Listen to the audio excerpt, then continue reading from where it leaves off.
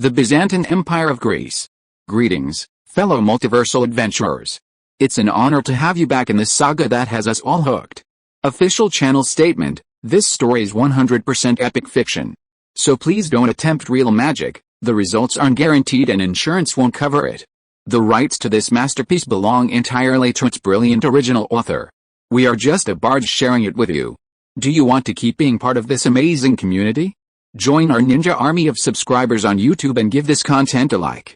And for true fans, our Patreon has exclusive ninjutsu waiting for you. Chapter 176: Diplomatic Turmoil. Alexander's visit to Greece was of great interest to the Ottoman Empire. Modern Greece and Russia were sworn enemies of the Ottomans, and their growing closeness made the Ottomans feel threatened. Upon receiving the news, the Ottoman Sultan convened a meeting to discuss the matter. Your Majesty, the latest news is that Crown Prince Alexander of the Russian Empire has arrived in Athens. King Otto of Greece has held a grand welcoming ceremony for him. What they will discuss is currently unknown, but it is very likely aimed at our country. The foreign minister's words weighed heavily on the hearts of the Ottoman Empire's higher-ranking officials present. The recently concluded Near Eastern War had inflicted enormous losses on the Ottoman Empire, while simultaneously greatly strengthening Greece. Previously, during the war against Egypt, the Ottoman Empire had also taken the opportunity to assess the Greek army, and the results only added to their concerns. The Greek army was well-trained, well-equipped, and a formidable fighting force, while the Ottoman Empire was still recovering from the war. The Tanzimat reforms had just begun and appeared to be having some effect, but they were also consuming a large amount of funds, placing a heavy burden on the Ottoman Empire's finances. Mejid glanced around and asked, "If Greece and the Russian Empire declare war on us, can we withstand their attack?" No one spoke. After a moment, the Minister of War stepped forward and said, "Your Majesty, our soldiers will fight to the death for the empire." This did not surprise Mejid. Everyone present knew that if the two countries joined forces against the Ottoman Empire alone would be powerless to resist. Therefore, he continued, "What preparations have we made?" The Minister of the Army replied, "Your Majesty, we are currently constructing fortifications and strongholds along the Marichi River west of Constantinople and along the northern border and the border of the Caucasus region. If we can complete these, we are confident we can hold out for 6 months, buying time for diplomatic mediation. Furthermore, in Syria, due to financial difficulties, we currently lack sufficient funds to build fortifications. However, because of Greece's arrests and forced relocations of local people and tribes, some people and tribes in Palestine have fled and migrated into our territory. Currently, all the tribes and local forces in Syria are hostile to Greece. Once the Greek army enters Syria, it will face the same resistance from the local people as the Egyptian army did before, and be bogged down in war." Mejid nodded and continued, "If war breaks out, are other powers willing to help us?" The foreign minister said, "I have contacted the British ambassador. They are willing to provide us with some support if necessary, and also to help us rebuild and train our navy. We are seeking the support of France and Austria. Austria has always had designs on the Balkans, perhaps we can use this to win over the Austrian Empire. And France, we can also use some economic benefits to win them over." Mejid said in a deep voice, "In that case, the Ministry of Foreign Affairs must take proactive measures, and the construction of fortresses must be accelerated. At the same time, the planning and construction of fortresses in Syria should also be expedited." The Minister of Finance stepped forward at this moment and said, "But Your Majesty, our current finances simply cannot support the expenditure on building fortresses in Syria. The empire's finances are currently in dire straits. Since the Tanzimat reforms began, we have borrowed money from Britain several times, and the interest on these loans is already considerable. If we continue to borrow, I fear our finances may collapse. What good is a sound treasury if the security of the empire cannot be guaranteed?" Mejid said in a deep voice, "Find ways to secure more loans, and also appropriately reduce some construction projects." "Yes, Your Majesty." After giving his instructions, Mejid continued, "From now on, pay close attention to the movements of the Greek and Russian empires. If they show any signs of mobilizing their troops, we must react immediately." With the Ottoman Empire's subsequent actions, diplomatic activities throughout Europe suddenly became more frequent, especially in Britain. Britain was now lending the most to the Ottoman Empire, which had brought substantial profits to British merchants. Therefore, The British envoy to Greece stated directly that Britain did not want to see instability in the Mediterranean.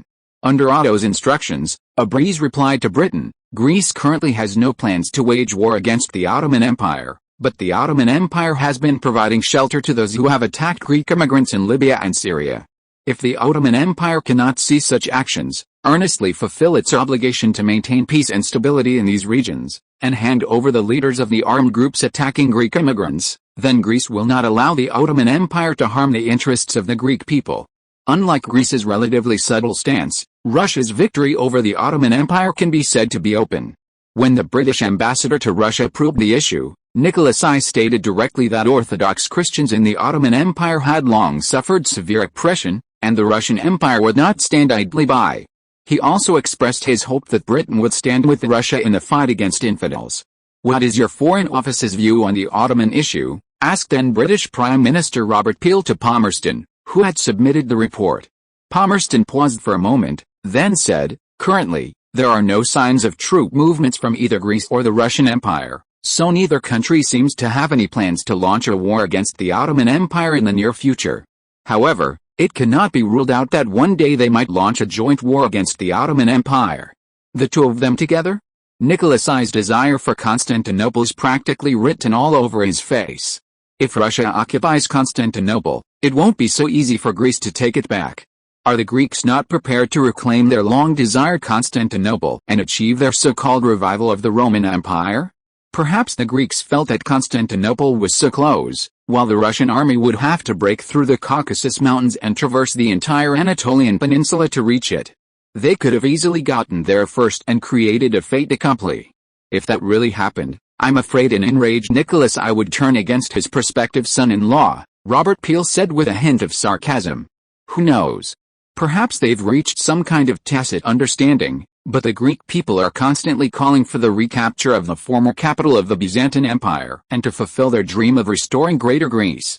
Given Nicholas I's personality, it's impossible for him to concede to Greece on the issue of Constantinople. So I think the possibility of the two countries joining forces to attack the Ottoman Empire is not high. I think so too, Robert Peel nodded. Then said, it's truly lamentable that a once powerful empire has fallen to its current state. If it hadn't declined, how could it have been of use to us? But Greece has indeed developed a little too quickly. Their army now numbers over 300,000, and they have not only occupied the Balkans but are also expanding their colonies around the world. Are you worried that Greece will pose a threat to the empire once it develops? Robert Peel asked. The Greek army may not be as strong as the French and Austrian armies now, but it has already surpassed Prussian forces, and its regular army is even larger than Prussia's.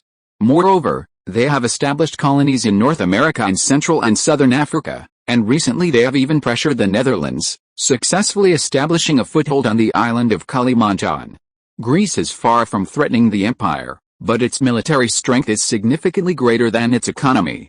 I don't believe they maintain this size of army solely for defense.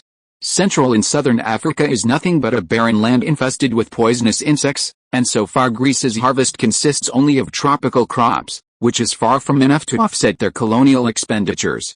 As for North America, we can use them to balance the US and France. Their naval power is comparable to the Dutch, and to protect their colonial interests, they dare not offend us. The key now is the Russian Empire, and France has also expanded rather rapidly in recent years. Hearing this, Palmerston shifted his attention again. Indeed, the Russian Tsar's greed for land has been insatiable. We absolutely cannot allow them to have the opportunity to enter the Mediterranean. And then there's France. Although we successfully acquired some of France's interests in Egypt through war, they gained Texas in North America, which is far richer than Egypt, and also control the Central American Federation. I must say, Louis Philippe really knows how to seize opportunities. We swallowed most of France's colonies through the Napoleonic Wars, but unexpectedly, they've shown signs of recovery so quickly. Perhaps we need to continue to indulge Greece, letting them compete with the Russian Empire and France. That's right. Because of the Constantinople issue, Greece will eventually part ways with the Russian Empire. Current close allies will become future enemies. Greece's development in North America will also attract French attention, letting them weaken each other is in our best interest. Chapter 177 Russian Labor Dispatch. St. Petersburg, the Eastern Palace. Nicholas I summoned Alexander, who had just returned from Greece, intending to inquire about the gains of his visit. At this time, the situation both domestically and internationally in Russia was not good. The British were closely watching the Bosphorus Strait, trying to force Russia to abandon the Treaty of Ankara-Aeschylus. However, Nicholas I knew that the so-called International Joint Administration proposed by Britain would cause Russia to lose the advantageous position it had gained in the strait over the years, ultimately benefiting the British. The uprising of the Polish Zionist movement during the Near East War had caused considerable trouble for Russia, further exacerbating its already strained finances. Thinking of this, he was filled with hatred for the Polish people. These fellows never knew how to submit, and almost every so often, a large-scale uprising would erupt, draining the empire's energy.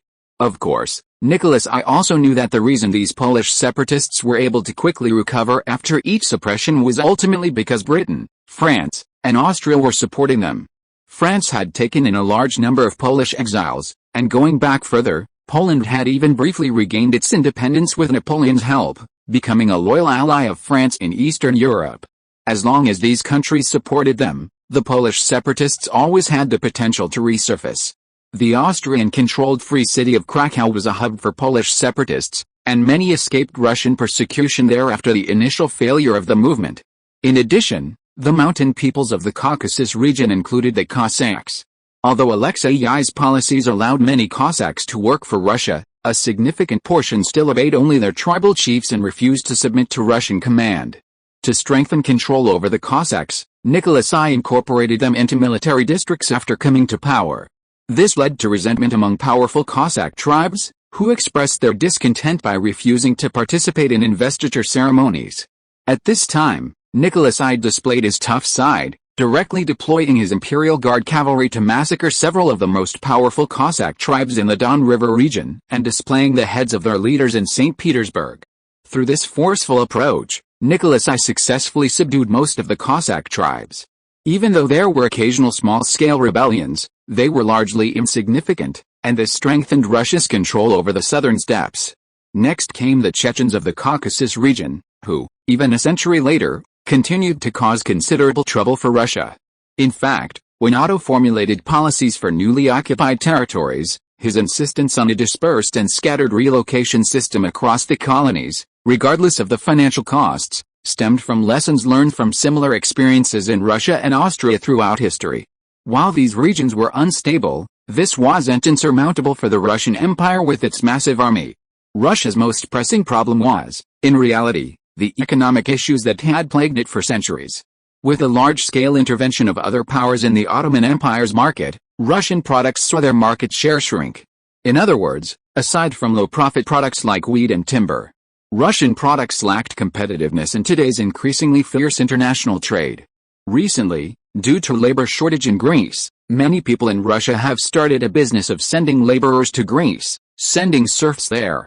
Nicholas I, a traditionalist who also considered himself a benevolent father of the Russian people, upon learning of this, immediately sent those merchants involved in this trade to prison. Alexander, during his trip to Greece, also raised related questions with the Greeks. Otto could only offer an explanation, even taking Alexander with him to various parts of the Balkans to verify the situation of former Russian serfs who had gone to work in Greece, before he could truly clarify the matter.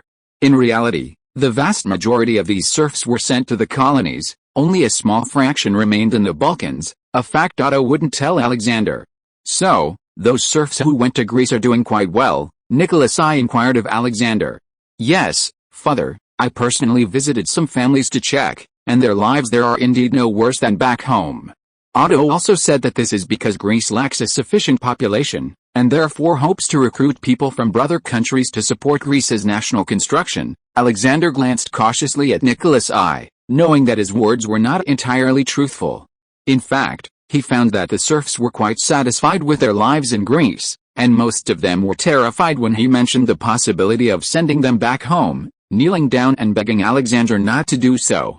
Alexander absolutely dared not mention these things to Nicholas I, otherwise, given Nicholas I's personality, countless people would suffer afterward. After listening to Alexander's explanation, Nicholas I said, in that case, there's no need to stop those serfs from going to Greece. At this point, Nicholas I couldn't quite recall the new term he had just heard. Labor dispatch, Alexander promptly reminded him. That's right, labor dispatch, Nicholas I said thoughtfully. And I heard that Greece is willing to provide a referral fee of 100 drachmas for each serf. That's right. Furthermore, if the serfs request it, Greece is also willing to advance 50 drachmas as a resettlement allowance, which can be deducted from their future wages. Hearing this, Nicholas I pondered for a moment, then said, Otto is, after all, one of our own, and the Greeks share our beliefs. They wouldn't mistreat the people of the empire. However, letting those unscrupulous merchants do this might lead them to cheat the poor. In the future, such matters can be handled directly between the government and Greece. Additionally, we can send as many Polish people as possible there. Yes, Your Majesty. Alexander hadn't expected his father to suddenly change his mind, but he quickly understood the reason, as he also knew the empire's current economic difficulties. The vast territory of the Russian Empire was about to reach its peak since its founding, and such a large country naturally had many expenses. Nicholas I had always wanted to build the South Russian Railway and the Trans-Siberian Railway, even designing the routes, but construction hadn't started yet because of a lack of funds. Although Nicholas I was determined to build railways within the Russian Empire, constrained by funding, to date, the entire country only had 2 railways. One railway, built by the Nizhny Tagil metallurgical plant, was a mere 854-meter-long line constructed of pig iron and primarily pulled by horses. The other, a 26-kilometer-long line connecting Tsarskoye Selo, was built by the Austrian engineer Geistner. However, due to Russia's then weak machinery manufacturing industry, domestically produced locomotives were less powerful than horses. For a period after the railway's initial opening, steam locomotives were only used on Saturdays and Sundays, with horses pulling the trains the rest of the time. It was precisely because of these financial difficulties that even Nicholas I was tempted by Greece's offer of 100 drachmas per worker as a referral fee. If resettlement allowances are added, the Russian Empire could obtain 150 drachmas from each immigrant. For 100,000 immigrants, that would be 1,500 drachmas. Choosing to relocate Polish immigrants would also reduce domestic rebellions. After all, Russia has a large population, and many large landowners and nobles support a large number of serfs. Capturing some of those who rebel against imperial rule would bring in a large sum of money. Greece isn't picky either. Getting their support for Greek development would also help maintain friendly relations between the two countries. Chapter 178 Cotton. After discussing the labor dispatch, Alexander spoke up again. By the way, Father, Otto specifically asked me to bring you a gift when I return this time. I believe you will be interested. A gift? Then I'd like to see what that little fox has prepared. Nicholas I nodded. Soon, the waiter presented the items Alexander had brought back to Nicholas I. As the intricately carved box was opened, it revealed a revolver, along with strangely conical bullets and a design drawing. Nicholas I admired the military and often even considered himself a soldier. This novel revolver immediately caught his attention, and he asked, "This seems a bit like an American pistol." Because of his interest in military matters, Nicholas I had seen many firearms, including Colt revolvers, and even collected a few. However, this one was quite different from any he had seen before. This is a pistol improved upon in Greece, based on the Colt revolver. Both its reliability and accuracy have been greatly enhanced. And that bullet is a Greek-designed fixed cartridge. It speeds up the loading process, increasing the rifle's range and accuracy. Father, you can try it yourself. Alexander stepped forward, picked up the pistol, and demonstrated it briefly before Nicholas I snatched it away. He skillfully loaded the bullet, turned the cylinder. The whole process was incredibly smooth, and the silky feel made Nicholas I feel delighted. Come on, let's find a place to try it out. With that, Nicholas I, carrying his new toy, prepared for a hunt. After some testing, Nicholas I realized the gun's superiority. This new type of ammunition not only had a fast reloading speed but also extremely high accuracy. Fixed-load ammunition was a relatively novel invention at the time. The increased reloading speed meant increased firepower. Furthermore, the gift from Otto went beyond the physical object. It also included related design drawings, which greatly pleased Nicholas I had. That little fox Otto has indeed delivered a great gift. It wasn't in vain that I betrothed the Dini to him. After saying this, Nicholas I asked, "Does the Greek army now use these fixed-charge ammunition?" Alexander nodded. "Yes, Father. I also observed their military exercises during my recent trip to Greece. The Greek army is already proficient in using fixed-charge ammunition, and I heard from Otto that his men have been constantly researching and developing even better firearms. Indeed, I knew that Little Fox's ambition wouldn't be easily satisfied. The commotion he caused with the Dutch in the Far East recently was quite significant. Nicholas I smiled knowingly, then continued, "This Little Fox has delivered such a gift, what does he want in return? He wants to discuss a business deal with us. Greece's textile industry has been developing rapidly recently, but there's always been a huge shortage of cotton. He wants to invest in cotton cultivation in Russia and then ship it to Greece." Cotton? Nicholas I didn't know much about economics, only that Russia currently relied mainly on grain and timber exports to earn foreign exchange, and he hadn't heard of any cotton cultivation in Russia. After a moment's thought, Nicholas I summoned Prime Minister Ilarion to inquire. Upon hearing Nicholas I's question, Iraqi leader I gave a strange look and replied, "Your Majesty, our country is also an importer of cotton. As far as I know, there is currently no large-scale cotton cultivation within the country." At this point, Alexander said, "Your Majesty, Otto told me that he specifically consulted agricultural experts about regions suitable for cotton cultivation. According to their assessment, the natural environments of southern Russia, the Black Sea region, and the Caucasus are very suitable for cotton cultivation, but the local officials are unaware of this. The natural environment of Central Asia is indeed very suitable for cotton cultivation. Uzbekistan was later the world's sixth largest cotton producer, and its location was near these regions." Upon hearing this, Nicholas I couldn't contain his anger. The country clearly had suitable land for cotton cultivation, yet it still needed to import cotton every year, a complete waste of national assets. Any reasonably competent monarch would know that this would damage the national treasury. Thinking of this, Nicholas I further concluded that his officials were all incompetent and useless. Iraqi Premier Lieutenant, a seasoned official, quickly summoned the Ministry of Agriculture to share the blame. "Your Majesty, please forgive me, but I received a report from the Ministry of Agriculture indicating that there is only grain, no cotton." "Your Majesty," Alexander stepped forward, "please calm down. It's not surprising that lower-level officials are unaware of such matters. Otto actually consulted agricultural experts at several universities and sent people to collect environmental and climatic data from many regions of Europe before determining which areas were suitable for cotton cultivation. Furthermore, the actual yield after planting needs to be tested to know. Ordinary officials don't possess this professional knowledge, and there's no tradition of cotton cultivation in the area, so it's normal for them to be unaware." With Alexander's support, Iraqi Prime Minister Nicholas I finally breathed a sigh of relief, and his anger subsided somewhat. After pondering for a moment, he said, "That little fox Otto is quite shrewd in business. Perhaps that's why the Greek economy has been developing very well since he became king. Since he's so eager to find a place to grow cotton, does that mean growing cotton is very profitable?" As he spoke, Nicholas I kept a close eye on Iraqi Prime Minister Nicholas I once again under scrutiny. Iraqi Prime Minister I tense up. He quickly racked his brains before replying, "Your Majesty, as far as I know, Britain imports large quantities of cotton from the United States every year. The American South is currently the world's largest cotton producer, and the U.S. earns a fortune in foreign exchange every year through cotton cultivation." Noticing the Prime Minister's increasingly slow speech, Nicholas I snorted coldly.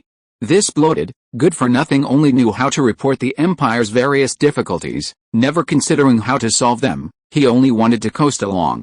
If he had truly put in the effort, this method of improving the empire's finances wouldn't have needed outsiders to inquire. This guy is completely unworthy of holding this position that controls the lifeline of Russia. It seems he should be sent to Siberia for a breath of fresh air to sober up.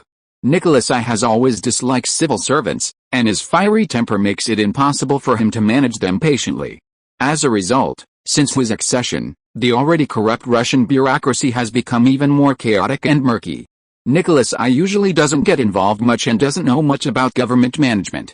Iraq has been muddling through since he took office, but even with Alexander's advice, Nicholas I feels increasingly disgusted with this guy. Chapter 179 The Afghan War is about to end. Many Russian officials were unable to answer questions about whether the regions Otto suggested were truly suitable for cotton cultivation, or rather, what areas within the Russian Empire were actually suitable for cotton growing. Ultimately, this led to the exile of a group of officials to Siberia by Nicholas I simultaneously. Nicholas I replied to Otto, allowing him to send people to lease land within Russia to cultivate cotton. Furthermore, if these areas proved suitable, Russia itself would expand its cotton cultivation and sell the cotton to Greece. Otto was relatively satisfied with this outcome. In fact, his decision to cultivate cotton in Russia was made after careful consideration. While Greece itself might not be ideal for large-scale cotton cultivation, there were many suitable lands for cotton farming in both Africa and North America. However, cotton cultivation is inherently a labor-intensive industry. Although the colony's population has reached a certain level, it's impossible to expect them all to grow cotton. Other cash crops like rubber, sisal, and tobacco are also needed by related industries in Greece, requiring a large workforce to obtain them. Greece has dedicated cotton-growing regions in Africa, but due to labor shortages, production capacity can only be expanded gradually according to a set plan. However, Greece's demand for cotton continues to increase with the development of its textile industry. It's conceivable that, at least in the short term, cotton supply issues will continue to plague Greece. Therefore, it might be wise to seek help from other countries to solve this problem. Regarding cotton trade with the Russian Empire, not only did Greece have a need for raw materials, but Nicholas I, who urgently needed to increase the Russian Empire's fiscal revenue, also had some expectations. This was mainly thanks to Alexander's reminder, and it would also help strengthen economic cooperation between the two countries. The prospects described by Otto to Alexander perfectly met Nicholas I's needs, because Russia's finances were genuinely in difficulty. If cotton cultivation could truly open up a major source of revenue, it would be a great thing. At the same time, Otto was not worried that Russia's textile industry would gain significant development through this opportunity, because Russia's industry was almost non-existent at the time, and the existing system and too many inherent problems greatly restricted industrial development in Russia. Even the royal family's financial groups are now buying wheat in Russia, grinding it into flour or making it into cookies and other snacks, and then selling it back home. Given Russia's situation, its textile industry can only produce low-end products at best. The industry as a whole is unlikely to develop on a large scale. A few textile mills cannot consume that much cotton grown. Therefore, Greece, being the closest country, became the most suitable cotton export partner. While a cotton cooperation agreement was reached with Russia, intelligence brought Otto some welcome news. Britain was bogged down in Afghanistan. To date, British military spending in Kabul has steadily increased. The local Afghan tribes are utterly untrustworthy. They accept favors from the British one moment and then begin plundering them the next. For a long time, the British have relied on supporting proxies, playing both sides, and wielding the trade weapon to destroy countless countries and open up markets in numerous nations. Yet, after so much fighting, they still cannot control the situation in Afghanistan. Initially, they did indeed rely on advanced weaponry to seize Kabul with overwhelming force, occupy major Afghan cities, and even capture the Afghan king, Dost Muhammad. However, the situation quickly deteriorated. In the 3 months following the occupation, over 2,000 men were killed or wounded, most of them Indian colonial troops. It's important to note that their total losses in the early stages were less than 200. Due to Afghanistan's complex mountainous terrain, British transport convoys were frequently attacked by local tribes, suffering heavy losses. Furthermore, the Afghans generally refused to take prisoners. Any captured soldiers were executed. Under Otto's orders, the intelligence service bribed London newspapers to incite unrest, constantly exaggerating Afghan attacks on British troops and the brutal killing of prisoners. This sparked outrage within Britain, with a unified demand to teach those foolish Afghans a lesson they'd never forget, while Otto gleefully watched as the British sank deeper into the imperial graveyard. Even in the 21st century, superpowers like the Soviet Union and the United States suffered heavy losses in Afghanistan. How could Britain be an exception? Afghanistan, strategically important at the crossroads of Central Asia, was undeniably impoverished. Its barren land meant invaders often had to bring their own supplies, and there was little to plunder. Even if conquered, maintaining occupation was extremely costly. Coupled with its complex terrain and climate, the near absence of infrastructure, and the scattered distribution of numerous tribes, physical conquest is extremely difficult. Perhaps because of Otto's actions, the British, who were originally scheduled to withdraw from Afghanistan in January of this year, have persisted until October, and the number of troops sent to Afghanistan has also increased. However, all of this cannot change the fact that Britain can no longer continue fighting in Afghanistan. According to intelligence received by Otto, Even though many newspapers still report on the brutality of the Afghans, the British public has become almost immune to it. Meanwhile, the British cabinet could no longer tolerate the ever-increasing war spending. The Chancellor of the Exchequer even publicly stated, "If we don't quickly end this black hole that's swallowing up British finances, then perhaps we'll have to fill it with all the revenue we earn in India every year from now on." At this rate, Otto estimated that within 2 or 3 months, or at most 6 months, Britain would completely abandon its conquest plan in Afghanistan and withdraw its troops. Britain's enormous expenditure in Afghanistan yielded nothing. In contrast, although France spent heavily in its conquest of the Central American kingdoms, it at least gained some benefits. In December 1842, France declared the complete elimination of the mob within the United Kingdom of Central America, consolidating the Orleans family's rule in the region. Louis Philippe's youngest son, the Duke of Nemours, temporarily secured the throne. At this time, Guatemala and Honduras were considered the wealthiest regions in the United Kingdom of Central America, renowned for their gold, silver, and high-quality timber. France had long coveted these resources, otherwise, it wouldn't have endured such immense financial and military losses fighting for so long in the rainforests and mountains. Even so, some resistance groups still persist in guerrilla warfare in these areas. In contrast, present-day Nicaragua was not yet known for its gold production as it would later become. Its abundant gold veins, buried deep within the earth, were not discovered until the late 20th century. Now, its muddy swamps and overflowing lakes breed mosquitoes that spread various diseases, and venomous snakes lurking in the nearby bushes have made it a cursed land in the eyes of modern Europeans.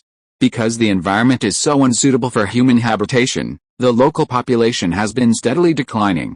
As for Costa Rica, it was also an undeveloped wasteland, with over 80% of the population concentrated near the eastern coast. Their economy relied on agriculture and fishing, while the central region was separated by rugged mountains, and the western part was almost uninhabited. Otto, who had been gathering intelligence, confirmed the French attitude after some probing and directly contacted the current King Louis Philippe of France. On behalf of the Greek royal family, he proposed the purchase of Nicaragua and Costa Rica. After some discussion within France, they ultimately agreed to sell the two territories to the Greek royal family for 60 million francs. The French were willing to agree mainly because the two territories currently had virtually no value. Even now, most of the remaining rebels come from these two places. Keeping them in their hands will continue to drain their military resources. The French see these two territories as utterly worthless, even a burden, a liability. Since the Bavarian royal family wants this rotten land, they don't mind getting rid of it. France spent a lot of money conquering the Central American kingdoms and needs to recoup some of that. After the deal was finalized, Otto specifically summoned his chief steward, Wester, for a long discussion, reaffirming the previously formulated colonial plan. Following this, the Royal Foundation funded the deployment of the Royal Guard to Central America, and also arranged for subsequent immigration. In addition, the Royal Foundation and the Bavarian royal family jointly established the South American Development Company, and set up the first colonial settlement on the western coast of Vidima in San Antonio Bay. This location is at the same latitude as Vidima, less than 160 kilometers in a straight line.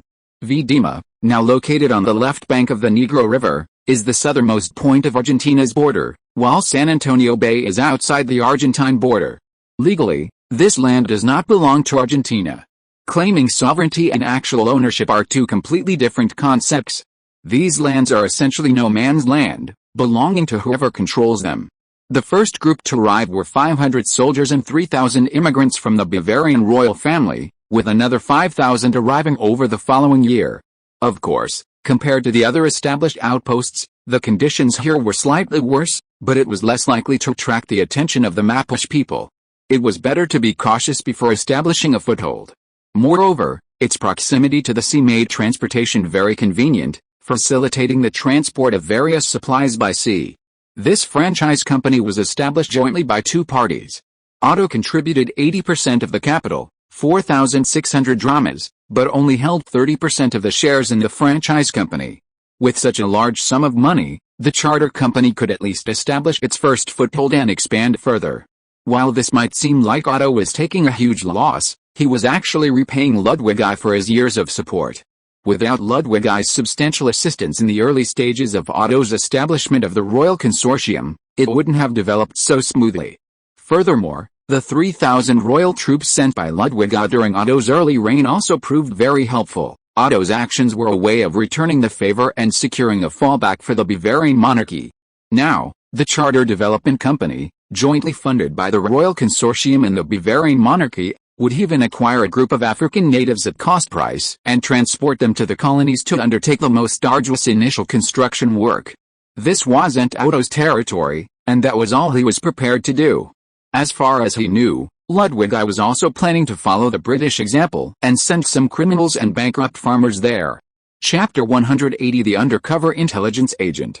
The Greek royal family's expensive purchase of 2 vacant territories from the French sparked limited discussion in Europe. However, few in Europe truly cared about Central America, including the British, who were far more interested in Honduras and Guatemala, which were under French control. After the dust settled, the Americans couldn't resist demanding that France and Greece return these territories to the legitimate government of the Central American Federation, but their demands were ignored. Unlike the British maritime ideology, the French, as a continental power, had a cultural identity more aligned with continental imperial civilization.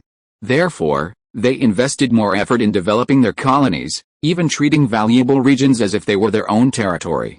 Modern-day Texas is such a place. After discovering the benefits Texas could bring, France's attention to it steadily increased. At this time, Europe greatly admired French culture, considering it a beacon of civilization. Although with the reconquest of the Balkans, some within Greece began to claim that Greece was inheriting and reviving the Roman Empire, its influence was far from comparable to that of French culture. The French did not levy excessive taxes on Texas. Instead, they agreed that Texas should retain more tax revenue locally for development. Even French capitalists were delighted to have finally found suitable places to invest. After all, following the Napoleonic Wars, France lost most of its vast colonies, leaving it with few investment opportunities. Most of these colonies were seized by the British, and the enormous Louisiana Peninsula was sold to the United States at a low price. Of the newly developed French colonies after the Napoleonic Wars, North Africa remained unsettled, and the chaos deterred capital from investing there. However, in Texas, their rule enjoyed the support of the local population. While France's financial capital may have been somewhat inferior to Britain's, its deep accumulation over many years had given it a substantial amount of surplus capital. Otherwise, it wouldn't have become what many considered a usury empire. The favorable investment environment attracted numerous French capitalists, and coupled with the Texas colony's ample finances, infrastructure development was rapid, with railway and highway construction booming. Furthermore, the French treated those who willingly aligned themselves with them very favorably, granting them almost the same privileges as French citizens. French rule also brought law and security. Previously, Texas was practically like the westerns Otto had seen in his past life, a chaotic place rife with local gangs and bandits, where the law was practically non-existent. However, as France strengthened its control over the region, even the most powerful families in Texas, who supported hundreds of cowboys, dared not defy the colonial government. Enjoying a more stable life, the ordinary people of Texas became even more supportive of French rule. Having gained many benefits from Texas, King Louis Philippe's prestige within France also increased significantly. The establishment of the July monarchy was, in a sense, due to the unsatisfied national pride and sense of security inherited by the French. They wanted a strong man to lead France to renewed strength. This national pride, coupled with the stark contrast between France's past glory and its current reality, fueled a deep nostalgia for the Bonaparte family among the French, forcing Louis Philippe to rely on the influence of the Bonapartist faction for a time. To this end, Louis Philippe even brought back Napoleon's remains from St. Helens Island for burial in Paris to stabilize public sentiment. However, he remained deeply uneasy, knowing that without sufficient achievements, the people of Paris would eventually lose patience.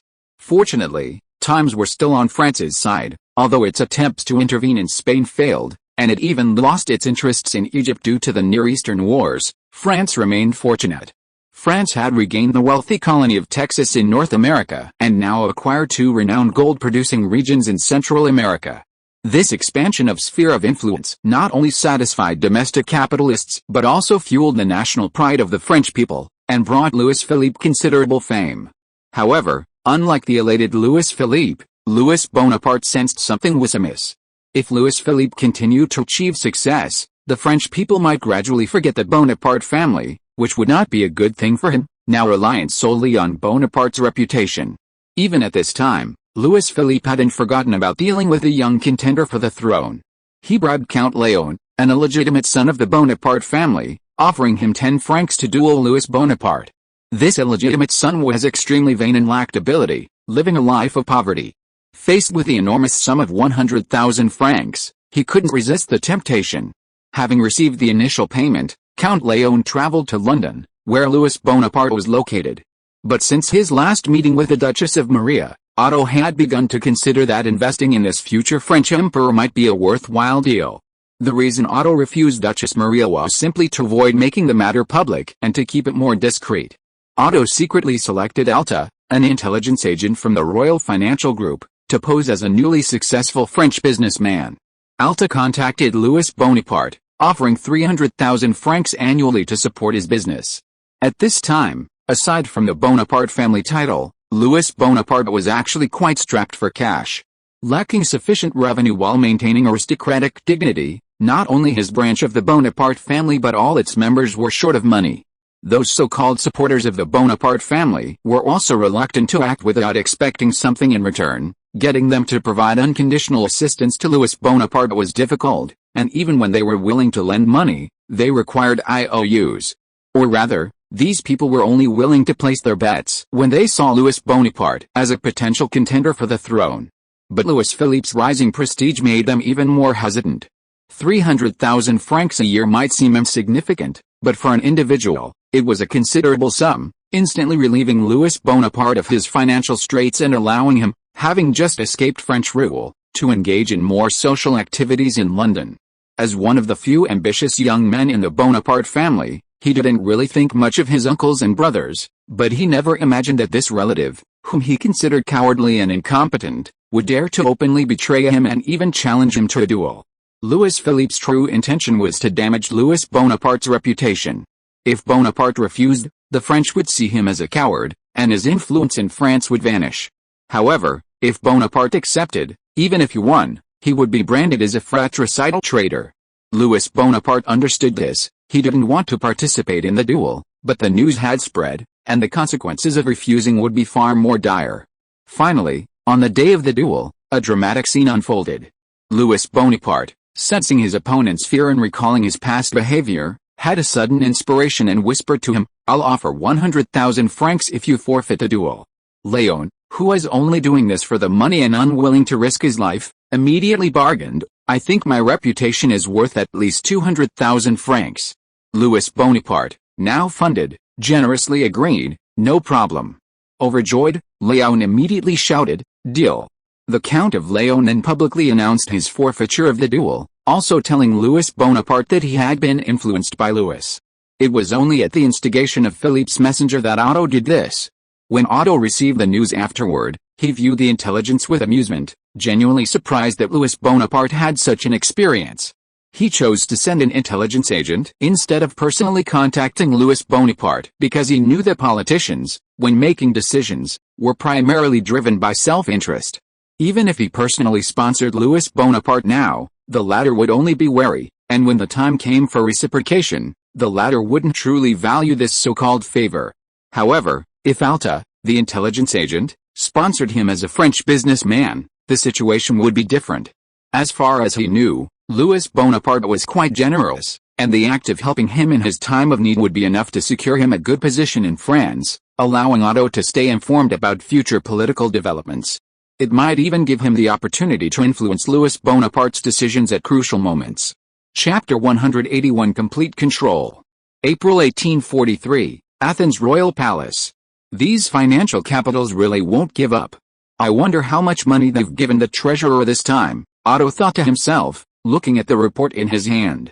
Since becoming king, Otto implemented strict financial regulations. His crackdown on usury goes without saying, but crucially, he prohibited the establishment of private banks. Foreign banks already in Greece were also acquired by Otto during the previous economic crisis. Currently, Greece has only two banks, the government-controlled National Bank of Greece and the Royal Bank, the Crown Bank. Later, the Greek government, modeled after the former central bank, established the Central Bank of Greece, which does not handle deposit and withdrawal services but wields decisive power over many domestic financial matters. Although Greece now has a stock market, it didn't follow the US model of creating a plethora of financial derivatives. Instead, it adopted the approach of Tokyo University, imposing strict restrictions on stock trading. These included various vetting processes for company listings, limits on stock price increases and decreases, registered capital restrictions, and a ban on leveraged trading. Such financial policies naturally drew opposition from a large number of scholars and capitalists who championed free trade, but Otto suppressed these oppositions. After all, he clearly understood that allowing foreign capital to establish banks and open up the financial industry in Greece would be tantamount to giving them the opportunity to exploit domestic assets. The so-called financial industry is all superficial. Only real industry is the foundation of a nation's strength. If it weren't for facilitating the development and fundraising of high-quality private companies, Greece probably wouldn't even have opened its stock market. Currently, Greek private capital is far too weak. Once opened, it would likely be exploited by countries with strong capital like Britain and France. However, neither foreign nor domestic capitalists are willing to be so controlled. Therefore, every so often, Otto receives proposals from below regarding opening the financial market. Otto's initial choice is to reject these proposals outright, but as Greece develops, the power of domestic capitalists increases, and foreign capital becomes more optimistic about the Greek market. Similar proposals become more frequent. Staring at the documents in his hand for a long time, Otto finally made a decision. It's time to clean up the house. With that thought in mind, he first rejected the proposal again, then summoned the head of the intelligence department, instructing him to compile some intelligence and send it to him before starting to look at the next document.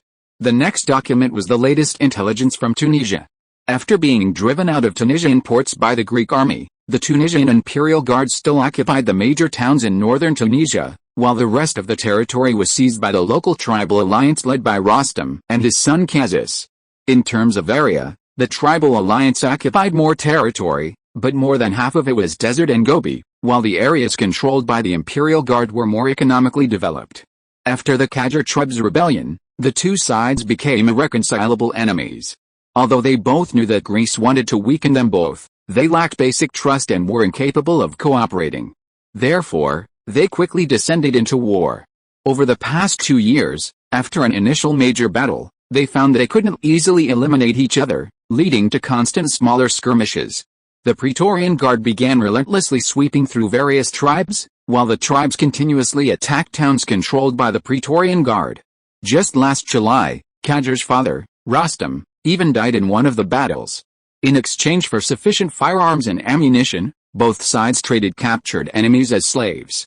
To date, Greece has acquired over 200,000 slaves from Tunisia through this trade. The men were primarily sent to work in the mines and railways in Tunisia, while women of marriageable age were sent to the colonies to alleviate the male-to-female imbalance. According to intelligence estimates, Tunisia, which originally had a population of nearly 1 million, has seen its population dwindle to less than 600,000 due to the war over the past 2 years, a reduction of a full third.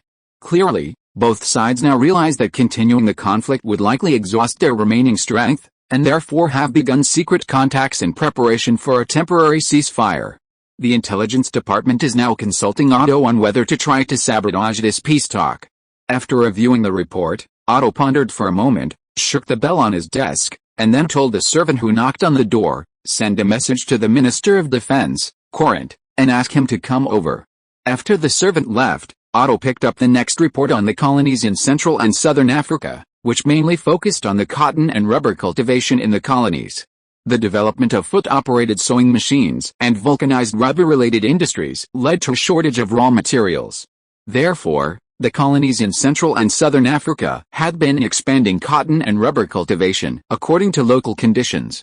While North America also had many suitable areas for cotton cultivation, the long sea voyage and the recent commissioning of several important factories, including steel mills and weapons manufacturing plants, meant there wasn't enough manpower to expand cotton fields.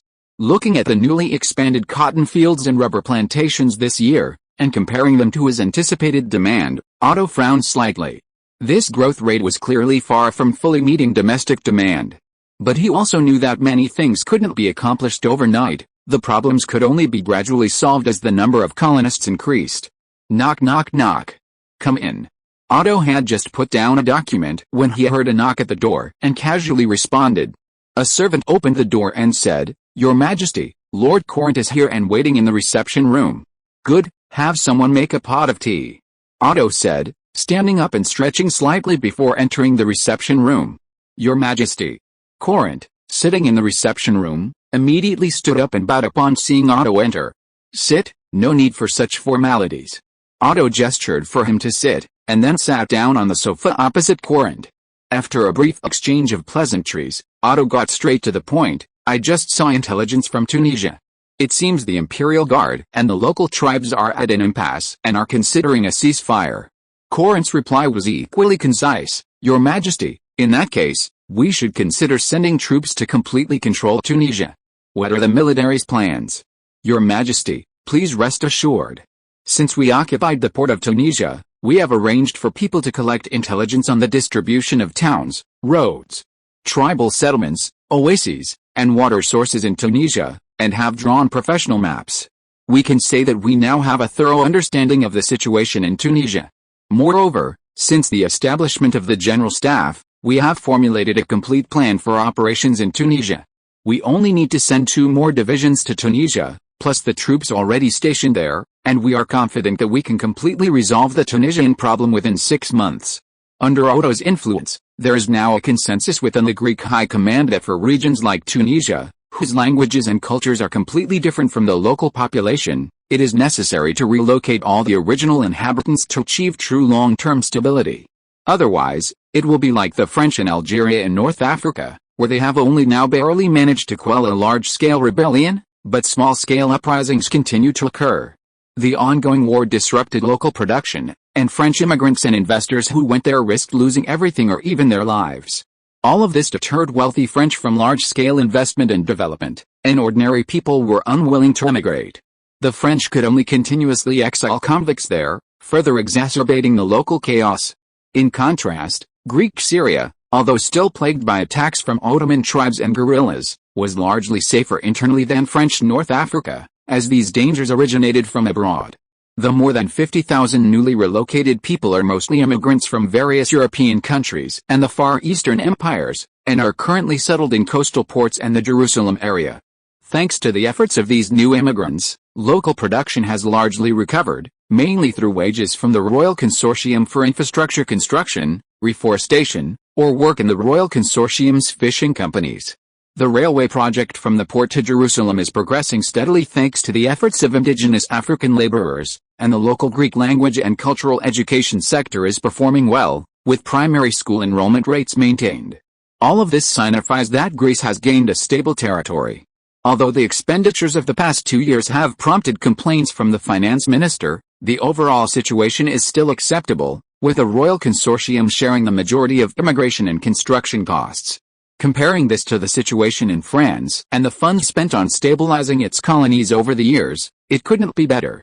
Seeing the benefits of this example, the Greek cabinet naturally followed suit with a complete relocation of the local population from Tunisia. While the military gained prestige, the government could transport these people back to the mainland to mine and build roads, receiving a labor referral fee from companies under the Royal Consortium. Chapter 182 Financing Colonial Development. The Tunisian region now has a population of only about 600,000. The Greek army deployed 3 divisions, totaling over 50,000 troops, to pacify the area. This seems like overkill, but it's a necessary measure to ensure no future problems arise. If the goal were simply to occupy major cities like other powers, even a single division stationed there would have sufficed. However, for a comprehensive cleanup, 3 divisions are essential. After all, Tunisia covers 160,000 square kilometers. Even though much of the south is desert and wasteland, controlling all transportation routes and water sources, and gradually relocating the population in sections, requires more than 50,000 troops. Therefore, Otto had no objection to the number of troops proposed by Corinth and nodded directly, saying, "Okay, give me a detailed report later. If there are no problems, I will explain to the cabinet and ask them to cooperate with you." After sending Corinth away, Otto was again troubled by financial worries. Having acquired the Balkan territories and established a ruling institution through civil service examinations, he began revising the original 5-year plan, based on the results of previous cabinet meetings, in both content and timeline. The revised plan, which began in 1841, has been in effect for over 2 years, with money being spent like water. The financial report at the end of last year already showed that Greece's funds, obtained through the sale of land, mining rights, and the confiscation of assets from Balkan rebels, were already depleted. The current Greek government has a considerable debt. Although tax revenue has increased to 221 million drachmas due to the improvement of the Balkan tax system and local development, it is still far from meeting the planned expenditure of 370 million drachmas in 1843. Previously, this shortfall was covered by confiscated property, but now the government has no reserves and can only meet the shortfall by issuing bonds. Fortunately, according to the plan, government spending will decrease over the next 2 years, and the remaining deficit will be largely borne by the royal family, both overtly and covertly. After all, Otto couldn't stand by and watch the government fall into a financial crisis, nor was he willing to slow down Greece's rapid development. This was the price to pay for rapid development and construction. Domestic capital was limited, and the royal consortium naturally needed to shoulder more responsibility. After this round of national construction plans ended in 2 years, the expenses for the next 5-year plan would be no less, and might even increase depending on various circumstances. The Balkan Peninsula originally had nothing, it was completely impoverished. Given the situation of the Ottoman Empire, it was impossible to invest in any industry or build railways there. Furthermore, Greece was extremely cautious about foreign investment. Like Tokyo University, many industries directly restricted foreign and private capital involvement, which also resulted in insufficient attractiveness to foreign investment. According to Otto's estimates, even at this pace, it would take until 1855 for Greece to complete the initial industrialization in all aspects, barely qualifying it for and possessing some of the power of major powers. This was not the model of forcibly expanding by first building up the military strength through Otto's unlimited investment. During this period, the Greek government's debt would only increase, not decrease. At the same time, because Greece's domestic capital was limited, issuing national bonds to the private sector could only solve a small part of the problem. The majority had to be borne by the royal consortium. As for borrowing money abroad, it was possible to obtain some large loans, but these usually came with political conditions, and he wouldn't easily agree unless absolutely necessary. Frankly speaking, even without the gold from the Hindu temples, gold from California was being continuously transported back. Furthermore, the royal consortium could amplify the value of this gold by printing gold dollars. Even with a royal consortium raking in money daily, Otto lacked the confidence to fill this enormous deficit. Currently, the royal consortium also had the task of expanding colonies, meaning that the annual surplus was extremely limited. Fortunately, with the continuous development of local iron and coal resources, Otto's various heavy industries invested in the country finally stopped losing money and began to make profits, which also brought down the price of domestic rails in central Kenya. After conducting on-site investigations of this newly explored and developed area, the local colonial government decided to plant tobacco here. Tobacco thrives in warm temperatures and sunlight, and many places in Central and Southern Africa are actually suitable for its cultivation. A new immigrant settlement had just been established here, and the first group of immigrants arrived with only 50 people, including 20 immigrants from various parts of Europe and 40 Chinese. Looking at the vast grasslands that seemed to connect directly to the sky, Anthony couldn't help but marvel at the wonders of nature. Having lived near Athens before, he was accustomed to rolling hills and undulating mountain roads. This vast grassland was a first for him, filling him with awe and excitement. Many European immigrants shared this experience. Most were farmers, some having never left their villages since birth. Along their journey, they first witnessed the grandeur of the sea, then experienced the wonders of the tropical landscape. The immigrants' initial settlements were made of mud, and conditions were extremely poor. With insufficient manpower, there wasn't enough time to focus solely on improving living conditions. Antonius, a veteran of the colony, had recently led these immigrants, along with 6 wagons carrying various farm tools and provisions, to establish a settlement here. He still had a lot to do. He needed to plan settlements. According to the plan, nearly 1,000 immigrants would be sent here over the next year or so. There were quite a few such groups in Kenya. Colonial outposts were being established rapidly in Kenya, signifying that the Greek colonies were gradually gaining real control over the region. About a month later, the number of immigrants had reached 400, and the settlement already resembled a village. The surrounding fields had been developed, and 1,000 acres of tobacco plantations had been established. After the harvest, the tobacco would be sent to Mombasa port and then transported back to the mainland by ship to provide raw materials for local tobacco companies. Although the colonial government did not discriminate against Chinese immigrants, European immigrants were generally given priority in promotions, especially for important positions such as settlement leaders. Chinese immigrants usually only received positions such as production team leaders or militia platoon leaders. As graduates of the Athens Military Language Academy were continuously assigned to various colonies, the language education problem caused by a shortage of teachers was gradually resolved. Communication between Chinese and European immigrants also gradually increased. Most of these immigrants were of farming origin, and they would often communicate in Greek to share their planting experiences while working in the fields. Of course, because the colonies in Central and Southern Africa, besides farmers, consisted mostly of militias with relatively small class differences, this created conditions for the people to live together. As they gradually became familiar with each other, the initial barriers and wariness gradually dissolved. The exception was the local indigenous people. Of course.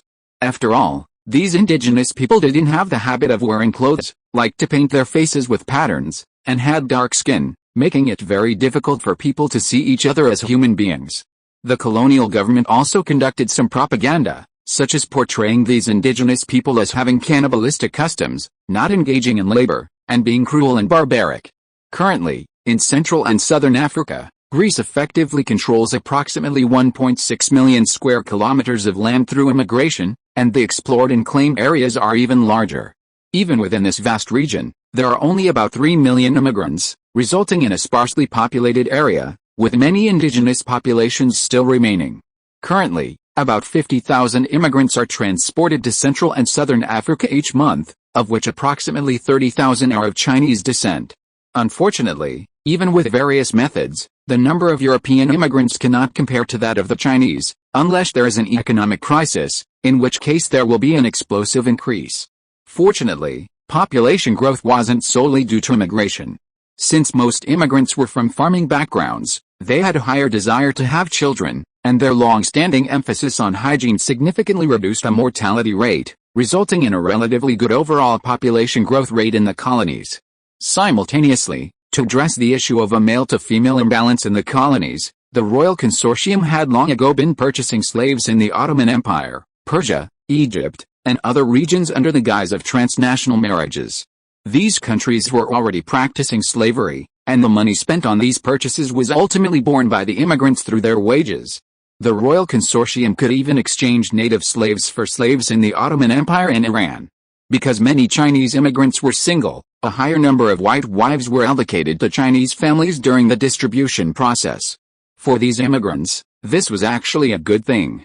After all, there weren't many places to spend money in the colonies, and in most cases, their wages were simply deposited in the royal bank. They were willing to bear this expense to find a wife and start a family. In fact, the Royal Consortium, through merchants from the Ottoman Sultanate, was particularly active in buying and selling slaves in the Ottoman Empire, and many officials even encouraged such transactions. Even after losing the Balkans, there were still many ethnic groups within the Ottoman Empire that opposed Ottoman rule, such as Armenians, Kurds, and Christians. Given their integrity, reducing the population of those opposing their rule and gaining some benefits through this method is a huge win no matter how you look at it. Some institutions affiliated with royal conglomerates even operate under the guise of marriage matchmaking. Nowadays, the moral standards of the great powers are generally not high, so no country bothers to interfere. If you are listening to this novel on a channel other than Fanfic World, it means it was downloaded and re-uploaded without effort. We warmly invite you to visit our channel, Fanfic World. There you will find the original version of this story and many other novels of various genres. We look forward to seeing you dive into a world of incredible novels. Chapter 183: The Chaotic Situation. Greece's deal with France, acquiring Nicaragua and Costa Rica, has drawn criticism not only from the Americans who have consistently invoked the Monroe Doctrine, but also from within Britain. They feel they have provided substantial support to the Central American resistance, yet gained nothing in return, while Greece, a country they don't particularly value, has expanded. Consequently, some members of parliament have proposed sending troops to invade Nicaragua and Costa Rica, but this has quickly met with fierce opposition. Britain is unwilling to jeopardize its relationship with Greece for two undesirable territories. Strategically, Greece is now a target for British influence, and given Greece's close ties with Russia, Britain is even more concerned that Greece might completely side with Russia. Because if such a situation were to occur, even with British support, the Ottoman Empire would be absolutely unable to withstand a combined attack from both countries, which would completely disrupt Britain's strategic plan. The British themselves had calculated that if they were to rely solely on their own strength to confront Russia, they would need at least 200,000 troops from the homeland, mobilize their entire home and Mediterranean fleet, and spend at least 3 years to have any chance of victory. Under these circumstances, Britain had no desire to push Greece to Russia's side, and maintaining friendly relations with Greece was now a consensus throughout Britain. Even though some still claimed that Greece would never dare to antagonize Britain, otherwise its vast colonies built up over the years would be paralyzed, no one was willing to take that risk, much less for two undesirable plots of land. These two areas were considered undesirable by most, but Otto valued them highly. He assigned people to see several major ports based on his experience in Africa, and then began basic development. Once the areas around these ports were fully stabilized, he planned to gradually infiltrate and expand. Once he had complete control, the local gold mines alone would be enough to recoup his investment. However, he wasn't in a hurry. He wanted to first utilize the local African natives to improve the local infrastructure and create a better living environment. As for the local rebels, the few who remained defiantly were executed, while the rest were relocated to the mainland or other colonies to make up for the population shortage. Keeping them in the area was simply impossible. When the next economic crisis arrived, more European immigrants could be recruited, thus accelerating control over the region. As for the Americans, their Monroe Doctrine was nothing but a joke to the European powers at the time. No power paid it any heed. France even extended its colonies to America's doorstep. The fighting prowess of the French army remains vivid in the minds of Americans. To defend against the Americans, the French built fortresses in San Antonio, Dallas, and other areas. The massive bastion fortresses and the French warships in the ports deterred the Americans. On the surface, the Americans had to yield, but secretly, they began funding anti-French and anti-Greek forces. They knew that Greece had effectively controlled California and was continuing to emigrate into New Mexico. The Americans were still striving for their manifest destiny, but the situation they faced was far more dire. Both France and Greece had already entered North America. Although Mexico was still embroiled in civil war, it hadn't yet reached the point of averaging over 100 riots a year and a change of government every 4 months. This shift seemed to present an opportunity for Britain, which instigated some conflict in Canada. However, U.S. President John Taylor was still seeking opportunities. He wanted to expel the British from Oregon and respond firmly to the provocations of the Canadian colonial government. To counter the threat, he resolutely rejected a bill to reduce the U.S. military from 48,000 to 36,000 and increased investment in the Navy. Of course, Britain was unwilling to easily break ties with the United States, as the U.S. was Britain's largest source of cotton at the time. A famous American cotton merchant even declared, "If American cotton doesn't arrive in Britain for 3 months, their factories will have to shut down. If it doesn't arrive for 6 months, their position as the world's #1 textile manufacturer will change hands. If American cotton supplies to Britain stop for a year, they will kneel down and beg us."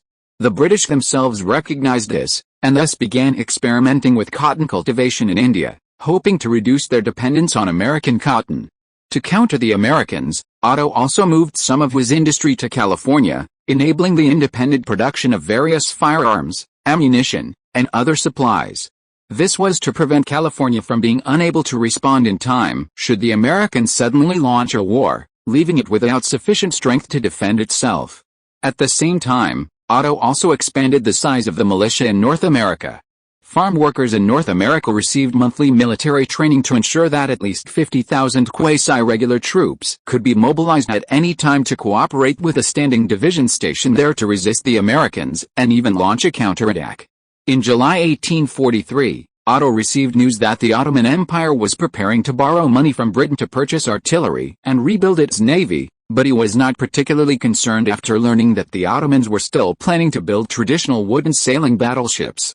Meanwhile, in Egypt, to Otto's surprise, after this failure, Muhammad Ali, in a state of confusion, suddenly and decisively abdicated, passing the throne to his eldest son, Ishaq. After initially pacifying Algeria, the French began to infiltrate neighboring Morocco, arguing that Morocco had long provided shelter to Algerian rebels and that the French troops had mistakenly entered Moroccan territory while pursuing them. The British were most anxious about this, as Gibraltar, controlled by the British, lies across the sea from northern Morocco. If the French were to annex Morocco, British control of Gibraltar would become meaningless. The narrow Strait of Gibraltar would be insufficient to fully protect British warships and trade routes should the French establish a fortress there. With this in mind, they began selling various weapons to Morocco, hoping to use the local population to continue weakening the French and repeating their experience in Algeria. Simultaneously, Britain proactively sent a diplomatic note to France, declaring that Morocco's independence was guaranteed by Britain and that France's actions violated Moroccan sovereignty and must cease immediately. The British declaration sparked widespread discontent in France. In fact, many French people at this time already considered North Africa theirs for the taking, intending to treat it as part of their own territory. The British statement deeply stung their newly revived sense of national pride. Chapter 184 Successful Copying Experience. Your mission is to go among the people, use your medical skills to help those suffering from illness, and tell them that the people living in the Balkans and Italy are descendants of the once great Roman Empire, and that everyone shares the same ancestor. At an intelligence agency outpost, the head was instructing the assembled personnel. Over the past year, these individuals had primarily studied languages and medicine within the intelligence department. They would then be dispatched abroad as doctors to help Greece promote Greater Hellenism, or Greater Romanism. Their medical training wasn't through regular schools, but rather through a common disease treatment manual compiled by the Royal Foundation. This manual was commissioned by Otto and was modeled after the Barefoot Doctor's manual from his previous life. In his previous life, after the establishment of the Far Eastern Great Power, the state of domestic healthcare was, to put it mildly, appalling. The government at the time spearheaded the compilation of this manual, quickly training a large number of medical personnel with basic medical knowledge and the ability to treat common diseases. These medical personnel traveled to rural areas, providing medical care to many regions lacking, or even lacking, medical resources, saving countless lives and laying the foundation for the establishment of a national healthcare system. At this time, European medicine had only just mastered the technique of extracting alkaloids. Modern medicine was still in its infancy. Common medical practices included bloodletting and amputation, and there was little concept of sterilization during treatment. Stress-relieving pills were frequently prescribed, which Otto viewed as murder. Under Otto's influence, the Royal Foundation began drug research early on, and domestic medical schools clarified concepts such as bacterial transmission. The Royal Foundation now boasts several flagship products, including drugs for treating syphilis and the renowned aspirin. Otto was well aware that the profits from the pharmaceutical industry even surpassed those of the renowned arms industry, and indeed, this was the case. Currently, besides the fashion and luxury goods industry, the most profitable sectors for the royal conglomerate were medical-related industries. For example, the vitality drug launched by the royal conglomerate's magical pharmaceuticals could boost excitement, reduce insomnia, improve concentration, increase self-confidence, and even alleviate hunger and pain by encouraging risk-taking. Many users reported feeling like they were 20 again after using it. Alice, if this new drug were available in later generations, it would definitely be subject to strict control, and in some countries with strict regulations, it would even be illegal. But in the eyes of people at that time, it was undoubtedly a miracle drug. Even during World War II, this pill was an essential item for German tank drivers and pilots, and it was still readily available until the 1980s, especially popular among factory owners. After all, in those days, it was Western medicine that treated morphine as a panacea, a cure-all, and even invented addiction therapy using related drugs, emphasizing the miraculous effects of large doses. Such drugs were strictly controlled resources in Greece, and only officially controlled hospitals and clinics were authorized to purchase and prescribe small quantities. There were also strict restrictions on its use, and various side effects were explained. There are no restrictions on exports, but the side effects are definitely explained, especially emphasizing the possibility of addiction from overdose. However, how people actually use it is beyond Otto's control. In fact, This miracle drug has been on the market for over a year, and in many European countries, it has become an essential medicine in every pharmacy and doctor's shop, readily available on the streets. It has even gained popularity among the armies of many countries who have discovered its remarkable effects and are distributing it to their troops regularly. Not only in Europe, but also in the Americas, people there love it, and many newspapers have called it a miraculous medicine that has benefited the people of Europe and America. Well, I digress. Let's get back to the main point. After Greece acquired the Balkans, Otto, drawing inspiration from the success of the Barefoot Doctor's Manual, compiled the Handbook of Common Diseases, successfully training a group of village doctors to provide medical services to the people of the country and using them to promote medical and health knowledge. These intelligence personnel trained by the intelligence department will be deployed abroad, but their doctor roles are merely a cover. Their real mission is to promote Greater Greece, no, Greater Rome, in these countries and regions. The main goal is to instill in the minds of the people there the idea that their ancestors were all part of Rome. Roman culture originated from Greek civilization and incorporated various Mediterranean cultures. It was an inclusive, open, and continuously progressing civilization. Many modern cultures are derived from and developed from Roman culture. We are all descendants of the Romans. Generally speaking, in this era, European countries seeking to spread their culture and establish influence relied on missionaries.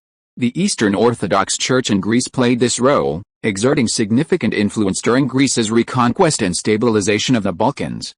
This tactic was also a crucial tool when dealing with countries and regions outside Europe. When necessary, it could even be used as a pretext to launch wars by exploiting the injustices or attacks suffered by missionaries. However, this approach wouldn't work in Europe. The three major dioceses had essentially divided their territories, and rashly crossing regional borders for missionary work would not only cause conflict with local governments but could also provoke resentment from other countries. After all, everyone was a seasoned veteran. They couldn't use the same methods they used against each other, otherwise the threshold for declaring war would be greatly lowered, completely breaking the rules. Since the old methods weren't working, they switched gears and used doctors. Don't be fooled by the fact that European doctors were seen as murderers by Otto. Locally, they were definitely a highly respected group. Even the services of doctors who kill people are only available to a very small number of people, and medical resources are concentrated in cities. Ordinary people in vast towns and villages are left to their fate when they fall ill. What Otto needs now is to use these people to seize control of the cultural and public opinion landscape in rural areas. These intelligence agents, posing as doctors, will treat patients in various places and quickly become respected figures among the local people, thus gaining a certain prestige and influencing the hearts and minds of the people in the region. Using these people as a fulcrum, he can widely cultivate pro-Greek sentiment, promote Greek language and culture, and make everyone accept a vague concept that Greeks are also one of his own. If Greece successfully occupies this area, with proper guidance, they will not be seen as invaders, but as one of their own.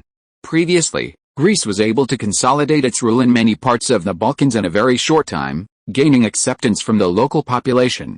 Besides the tangible benefits Greek policies brought to the people, the accumulated influence of Greek culture over the past centuries also contributed to the local people viewing Greece more as their own, rather than as invaders. Otto is now replicating this successful experience, consciously planning ahead. Chapter 185 Industrial Technology. The Congo colony, located on the west side of Africa, was Greece's first colony in Central and Southern Africa. However, in order to seize territory early, Greece's early colonization did not penetrate as deeply into the land as its Eastern African colonies, instead first acquiring large tracts of land along the coast. These regions are at lower latitudes and have higher temperatures year-round, with tropical crops being the primary produce grown. Nevertheless, the Congo colony's exploration inland never ceased, and it quickly discovered the more suitable inland plateau regions for human activity. Following this, the Congo colony formulated a settlement and development plan for the plateau region. Unlike the indigenous people who relied on the vast local wildlife resources, hunting daily, singing and dancing, and sleeping at nightfall. The first thing these immigrants did upon arriving was to cultivate the land, reflecting the difference between agricultural and tribal civilizations. After arriving in the highlands, they first cleared away surrounding wild animals and indigenous tribes to prevent accidents. Previously, in warmer regions, the climate was unsuitable for growing potatoes, a crop that could serve as both food and vegetables, as potatoes prefer cool climates. However, In the highlands, this typically low-maintenance crop became a must-have for many settlements. After all, the highlands offer ideal sunlight conditions for plant growth, thin atmosphere, low cloud cover, and strong sunlight. Based on production requirements, in addition to food, these colonial settlements also cultivated various cash crops to supply domestic needs or for export. Most houses in the colonies are now made of wood, and various production tools, such as water wheels, windmills, and millstones, are widely used in each settlement. Thanks to the various inexpensive cash crops provided by the colonies, many factories of the Royal Consortium have successfully reduced production costs. However, under Otto's influence, apart from meeting their own needs for luxury clothing production, the Royal Consortium has not been heavily involved in light industries like textiles in Greece, instead investing more heavily in agriculture, resource industries, and heavy industry. Agriculture, resource industries, and heavy industry are the lifeblood of a nation. Otto certainly wouldn't allow foreign capital to control them. Given the Greek government's own financial difficulties, the Royal Consortium effectively assumed the functions of the state-owned enterprises Otto had built up over his lifetime. Heavy industry, in particular, while its profits certainly couldn't compare to light industry, was the core of a nation's industrialization. It could process industrial raw materials into semi-finished products, which were then supplied to light industrial factories. Various machine-made parts and machinery were indispensable. Without heavy industry, there was no true industrialization. I recall that after the Americans became a global superpower and gained dollar hegemony, they discovered that the financial industry was more profitable, so they began industrializing, using their financial hegemony to reap wealth worldwide. Decades later, the financial exploitation model became unsustainable, the dollar myth collapsed, and its hegemony was challenged. At this point, it was forced to scramble for resources and minerals globally to maintain its dominance, while also reviving the development of its manufacturing sector. This situation is somewhat similar to that of France today. While France's industrial scale is undeniably the second largest in the world, investing in heavy industry was unprofitable, gradually transforming the country into a notorious high-interest loan empire over the next few decades.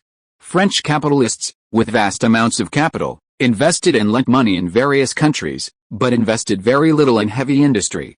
The French government also failed to actively create favorable conditions for the development of heavy industry. Coupled with limitations imposed by domestic conditions, the result was that the country's strength was surpassed by developing countries. Germany's ability to nearly cripple Britain, France, and Russia in World War I, despite being outnumbered 3-1, stemmed from its superior heavy industry and large population. This underscores the importance of learning from history. All history is contemporary history. The Americans, lacking a deep understanding of this, failed to learn from France's mistakes, becoming accustomed to quick profits through the financial industry and the dollar's hegemony. Only when their previously stable hegemony was challenged did they consider reversing course, having already lost a significant portion of their initiative. Otto could not force domestic capitalists to invest in less profitable heavy industry, therefore, this task had to be accomplished through the royal family's financial groups and government support. While agriculture, resource industries, and heavy industry are far less profitable than light industry, controlling these sectors is tantamount to controlling the lifeline of the Greek economy. Combined with stringent monetary policies, this prevents Greece from being coerced by capitalists into gradually opening parliament, relinquishing power, and allowing capital to dominate the country, as many other nations do today. Otto now has the confidence to formulate policies without excessive consideration for capitalists' opinions, thus having sufficient leverage to curb the disorderly expansion of capital and regulate the national economy. Of course, as a reborn leader, Otto also intends to add an accelerator to Greece's development in this process. The belief that science and technology are the primary productive force has taken deep root in people's minds throughout history. In this era, steel was the most important standard for measuring a nation's strength. The mainstream steel-making method in Europe today is still the crucible process invented in the 18th century. Simply put, it involves cutting carburized iron into small pieces and heating them in a sealed clay pit. During this process, the iron absorbs carbon from graphite and melts into high-carbon steel, which is then cast and forged into the desired shape. Of course, there is also the molten steel process, which uses high-quality iron bars placed in a furnace and heated with charcoal to increase the carbon content. However, These two methods produced low-yield steel at high costs. To change this, the stirring method emerged, which is similar to the frying method used in the Han Dynasty of the Far Eastern Empire. Of course, Otto's innovations were not these. He chose the converter process, also known as the Bessemer process. He had only read about this process and knew its initial drawbacks. Mainly the inability to remove sulfur and phosphorus, resulting in huge waste and reduced quality. This drawback could be addressed by using a converter with an alkaline lining to process high phosphorus pig iron and dumping slag to remove sulfur. After continuous experimentation and refinement in private, the improved converter process has directly increased Greek steel production by nearly tenfold. The steel mills in Greece's new industrial zone, which have only been in operation for a little over 6 months, use this method.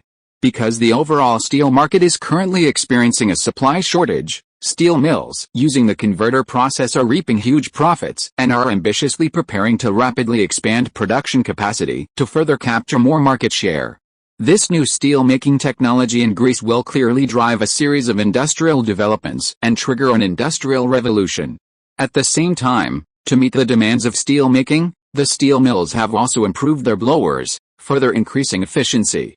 While Otto is currently investing heavily in the research and development of internal combustion engines, his research on large steam turbines has not stopped, as they still have considerable room for improvement and can also be used to generate electricity, contributing to the development of the electrical industry.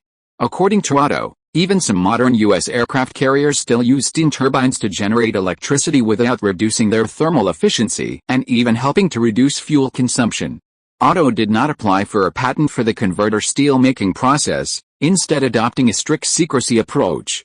Unfortunately, although patent laws exist in this era, the diplomatic and international environment allows many countries the opportunity to act aggressively, making the sale or licensing of patents particularly vulnerable to exploitation and suppression.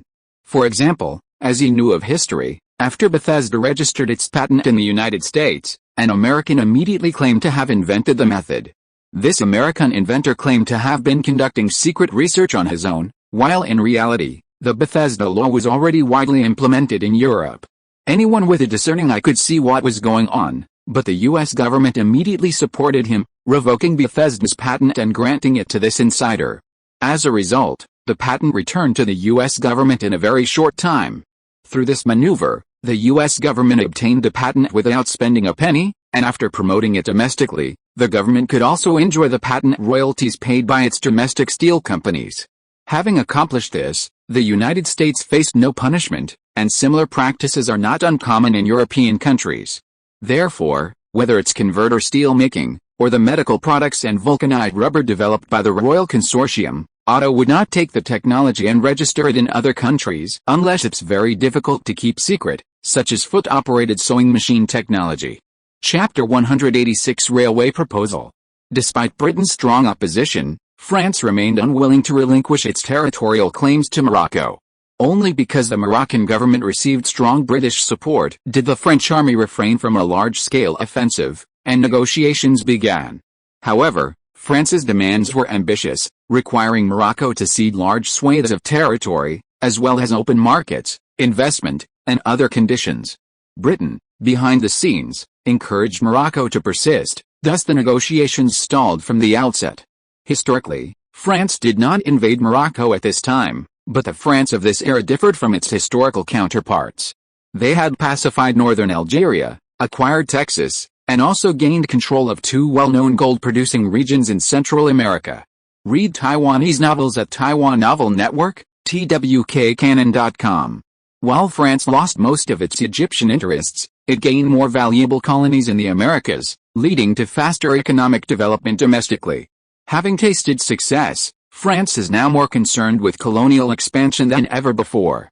Even in the face of British warnings, they are unwilling to relinquish their colonies easily, and armed conflict in Morocco is likely to continue. Of course, France has not forgotten to expand its influence in Europe. After Belgium's independence, France has continuously expanded its influence there and has been committed to promoting the Franco-Belgian customs union to counter the German customs union. Especially since Belgium, although it had only recently gained independence from the Netherlands, was already the second fastest growing economy in Europe, with an annual growth rate exceeding 20%. However, Britain would not sit idly by as France's influence expanded into the Low Countries and has been actively trying to prevent the formation of the Franco-Belgian Customs Union. Recently, Palmerston, who has been very active in British politics, has even publicly declared that France is now recovering and will inevitably threaten Britain. In particular, France's quest for valuable lands worldwide inevitably harms British interests. France has now surpassed Russia again, becoming a country Britain must contain first. Faced with Britain's constant pressure, the previously dominant supporters of compromise or alliance with Britain have gradually decreased. Having tasted the benefits of expansion but unable to fully implement it due to constant British obstruction, calls for confrontation with Britain have quietly risen within France, garnering support from many vested interests. Otto welcomed this change. To bring Britain and France to this point, Otto secretly devoted considerable effort to creating more conflict between them.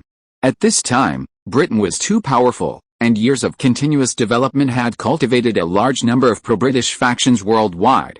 Only by constantly creating trouble for the British and provoking conflicts between Britain and other powers could Greece find opportunities to expand. Otherwise, every expansionist move by Greece would likely encounter British obstruction. In some ways, Greece's current foreign policy was very similar to Britain's, inciting other powers and striking at the strongest. However, Greece was not as overtly aggressive as Britain, and it did not have a unified domestic foreign policy. Instead, Otto himself achieved his goals through interference in specific diplomatic affairs. This led to a situation where, on the surface, Greek foreign policy aimed to maintain good relations with Britain and Russia while avoiding offending other major powers. The only clear enemy at the time was the Ottoman Empire. Of course, given the shrewdness of the French, they wouldn't completely break with Britain. The two countries would likely maintain a state of rivalry without outright conflict for a considerable period. Otto's choice for the true power to wear down and provoke Britain, and to confront its long-standing adversaries, was Russia. At this time, under the intervention of Nicholas I, not only had Greece invested in cotton in southern Russia, but the Russian government had also mobilized resources to forcibly mandate the large-scale cultivation of cotton in these regions. As the cotton ripened, Nicholas I was pleased, as Greece was certain to purchase all the cotton at the agreed price. According to the agreement, Russia would offer a 5% discount on international cotton prices. Given the current upward trend in international cotton prices, this would significantly increase Russian revenue. However, the quality of Russian cotton still lags behind that of American cotton, causing some concern among Russian officials. Greece also has a major cotton supply agreement with the United States, and it is rumored that Greek colonies in Africa also cultivate cotton. Fortunately, Greece simply graded the cotton according to custom, weighed it, and calculated the price. It didn't deliberately try to lower the price. According to the agreement, half of the payment for the cotton would be made in cash, and the other half in fabric. This payment method wasn't considered significant by Russia, given that its domestic textile industry wasn't particularly developed and it needed to import large quantities of high-quality finished fabric from Britain every year. The fabric provided by Greece was more affordable than what they imported from the British, and of better quality. Of course, Russia was notoriously poor at the time, and this gain only slightly filled the fiscal gap, not fundamentally improving its financial problems. Having tasted the benefits of this deal, Nicholas I immediately asked the newly appointed Minister of Agriculture, "How much land do we have left to grow cotton?" "We've had special discussions with the experts sent by Greece, and after on-site investigations, we estimate that our country has approximately 6 million mu of land suitable for cotton cultivation. Previously, as it was an initial trial, only 300,000 mu were planted," the Minister of Agriculture replied cautiously. His predecessor had been planted on the summit of the highest peak in the Ural Mountains by the Tsar, and he was unwilling to follow in his predecessor's footsteps. "I want all these suitable places planted with cotton. My army needs money to upgrade its equipment, and by growing this cotton, we can exchange it with the Greeks for what we need. Whether a third Rome can be realized in the future depends on whether these little white flowers can bring us enough military funds. Do you understand?"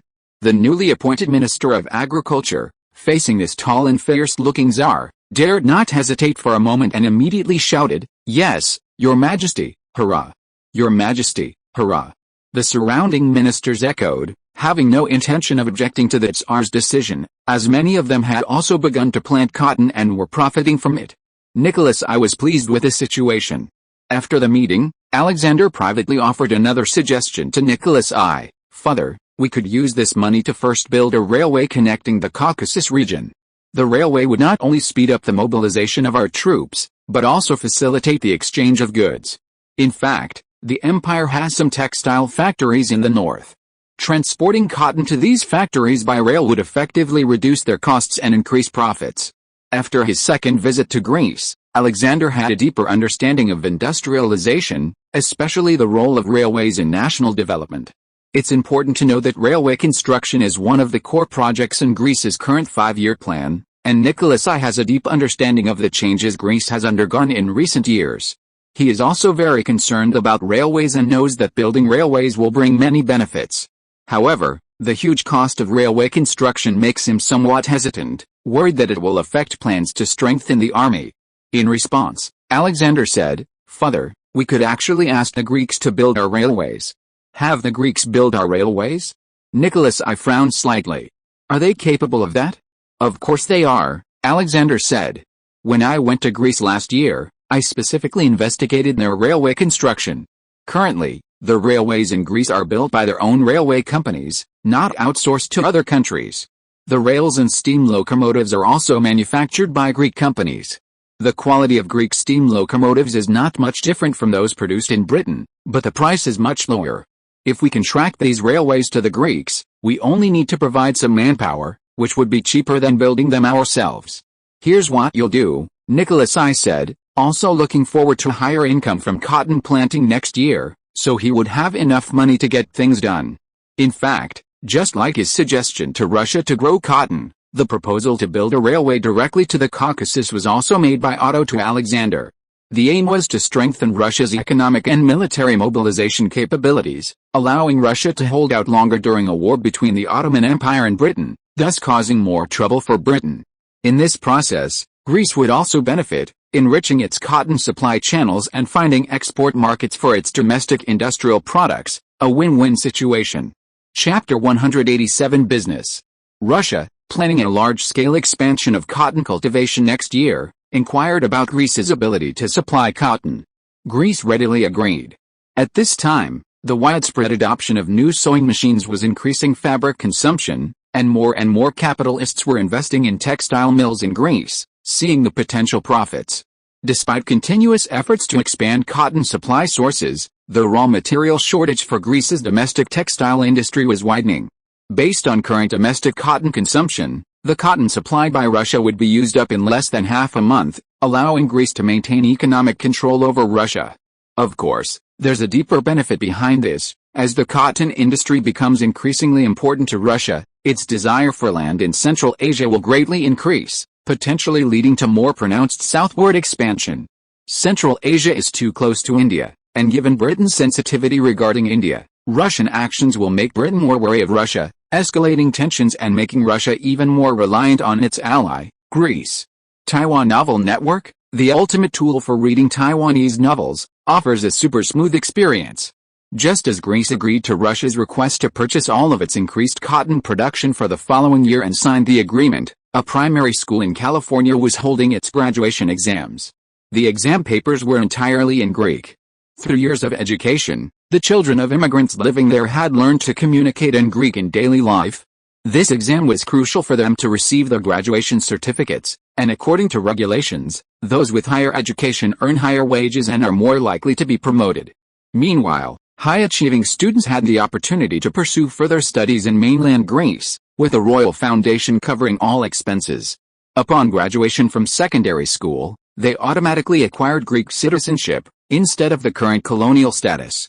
The only requirement was to work for the royal foundation for a certain number of years after graduation. This was hardly a condition. For most people from ordinary backgrounds, a position in the royal foundation was highly coveted. Although colonial policies were relatively fair, and the rights of colonial citizens and Greek citizens were not significantly different, possessing Greek citizenship still offered numerous hidden advantages and broader career advancement opportunities. Therefore, many people in the colonies hoped that their children could secure these spots. Now, almost every year, hundreds of top-performing primary school graduates are sent to secondary schools in mainland Greece through this method, and this number continues to increase with a growing colonial population. At this crucial age for worldview formation, receiving a better education in their homeland and being exposed to more Greek revival and Romanization propaganda strengthens their sense of Greek identity. Upon graduation, some of them get the opportunity to work in Greece or pursue further university studies, while the majority are reassigned to various colonies. Colonial governments tend to favor those educated in Greece and of local descent, placing them in various administrative positions. On October 10, 1843, in Athens, a merchant from India brought a large quantity of spices and jewels to sell at the port. Because this merchant brought hundreds of followers and spent lavishly, he attracted attention, and even some newspapers reported on this wealthy Indian.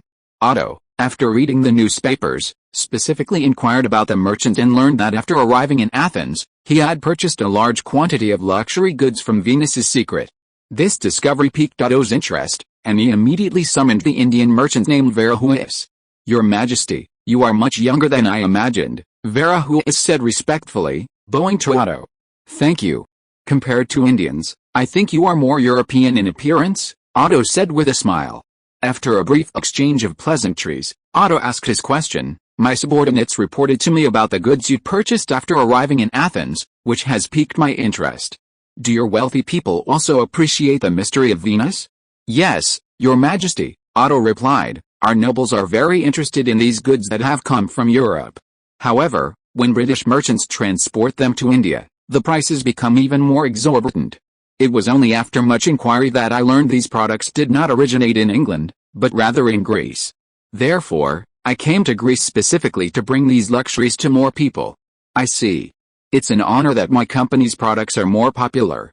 Otto looked enlightened, but inwardly he regretted that he had only thought about the European and American markets and had forgotten about the wealthy princes and nobles in India. Ordinary people in India are poor, but the princes and nobles there are all genuine tycoons. Especially now that India is a British colony, locals assume that the British like only high-end goods. Under this logic, it's not surprising that the secret of Venus is popular in India. It seems that it's worth trying to open up trade routes there. We can't let all the money go to the British merchants who act as middlemen. With this divergent thinking, Otto considered the Far East market. After all, the British had just opened up the market of that former superpower, and recruiting immigrants there was now much easier than ever. Clothing might be a different story, but perfumes and cosmetics were worth trying.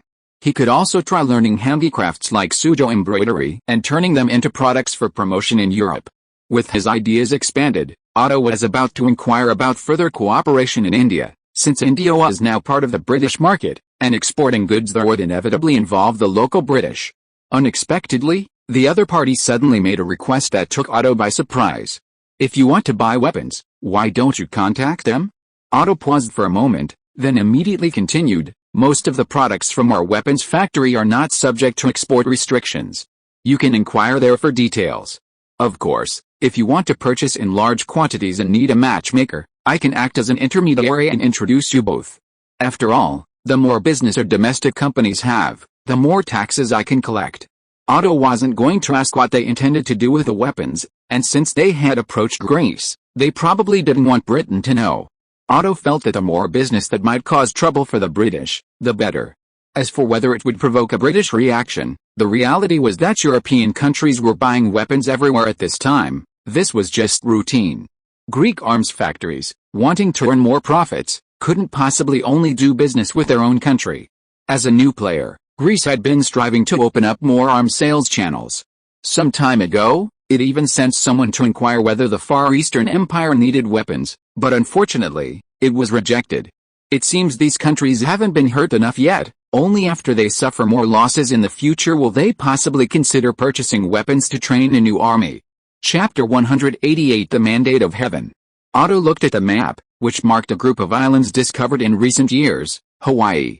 For a modern person, the first impression of Hawaii might be beaches, sunshine, beautiful women, hula dancing, and opening durians by hand, a joyful and relaxing tourist destination. But in reality, the process of its occupation by the United States was also filled with blood and tears. As a natural transit point in the Pacific Ocean, no great power could ignore its strategic importance, so the United States was the first to recognize it in 1843 and intended to control Hawaii through colonization. However, Palmerston, active in British politics at the time, realized the Americans' ambitions and openly declared British sovereignty over Hawaii, making the Americans hesitant to act directly. Otto also saw this news in a London newspaper and began to pay attention to the situation, regretting that he had missed such a rare opportunity. However, after careful consideration, he knew that sending troops to Hawaii now would be tantamount to slapping the British in the face, so he could only wait for another time. Following the map, Otto's gaze fell on North America. According to the intelligence he had just received, Greece was facing challenges in its colonies in New Mexico and even California, with many Native American tribes attacking Greek settlements with muskets.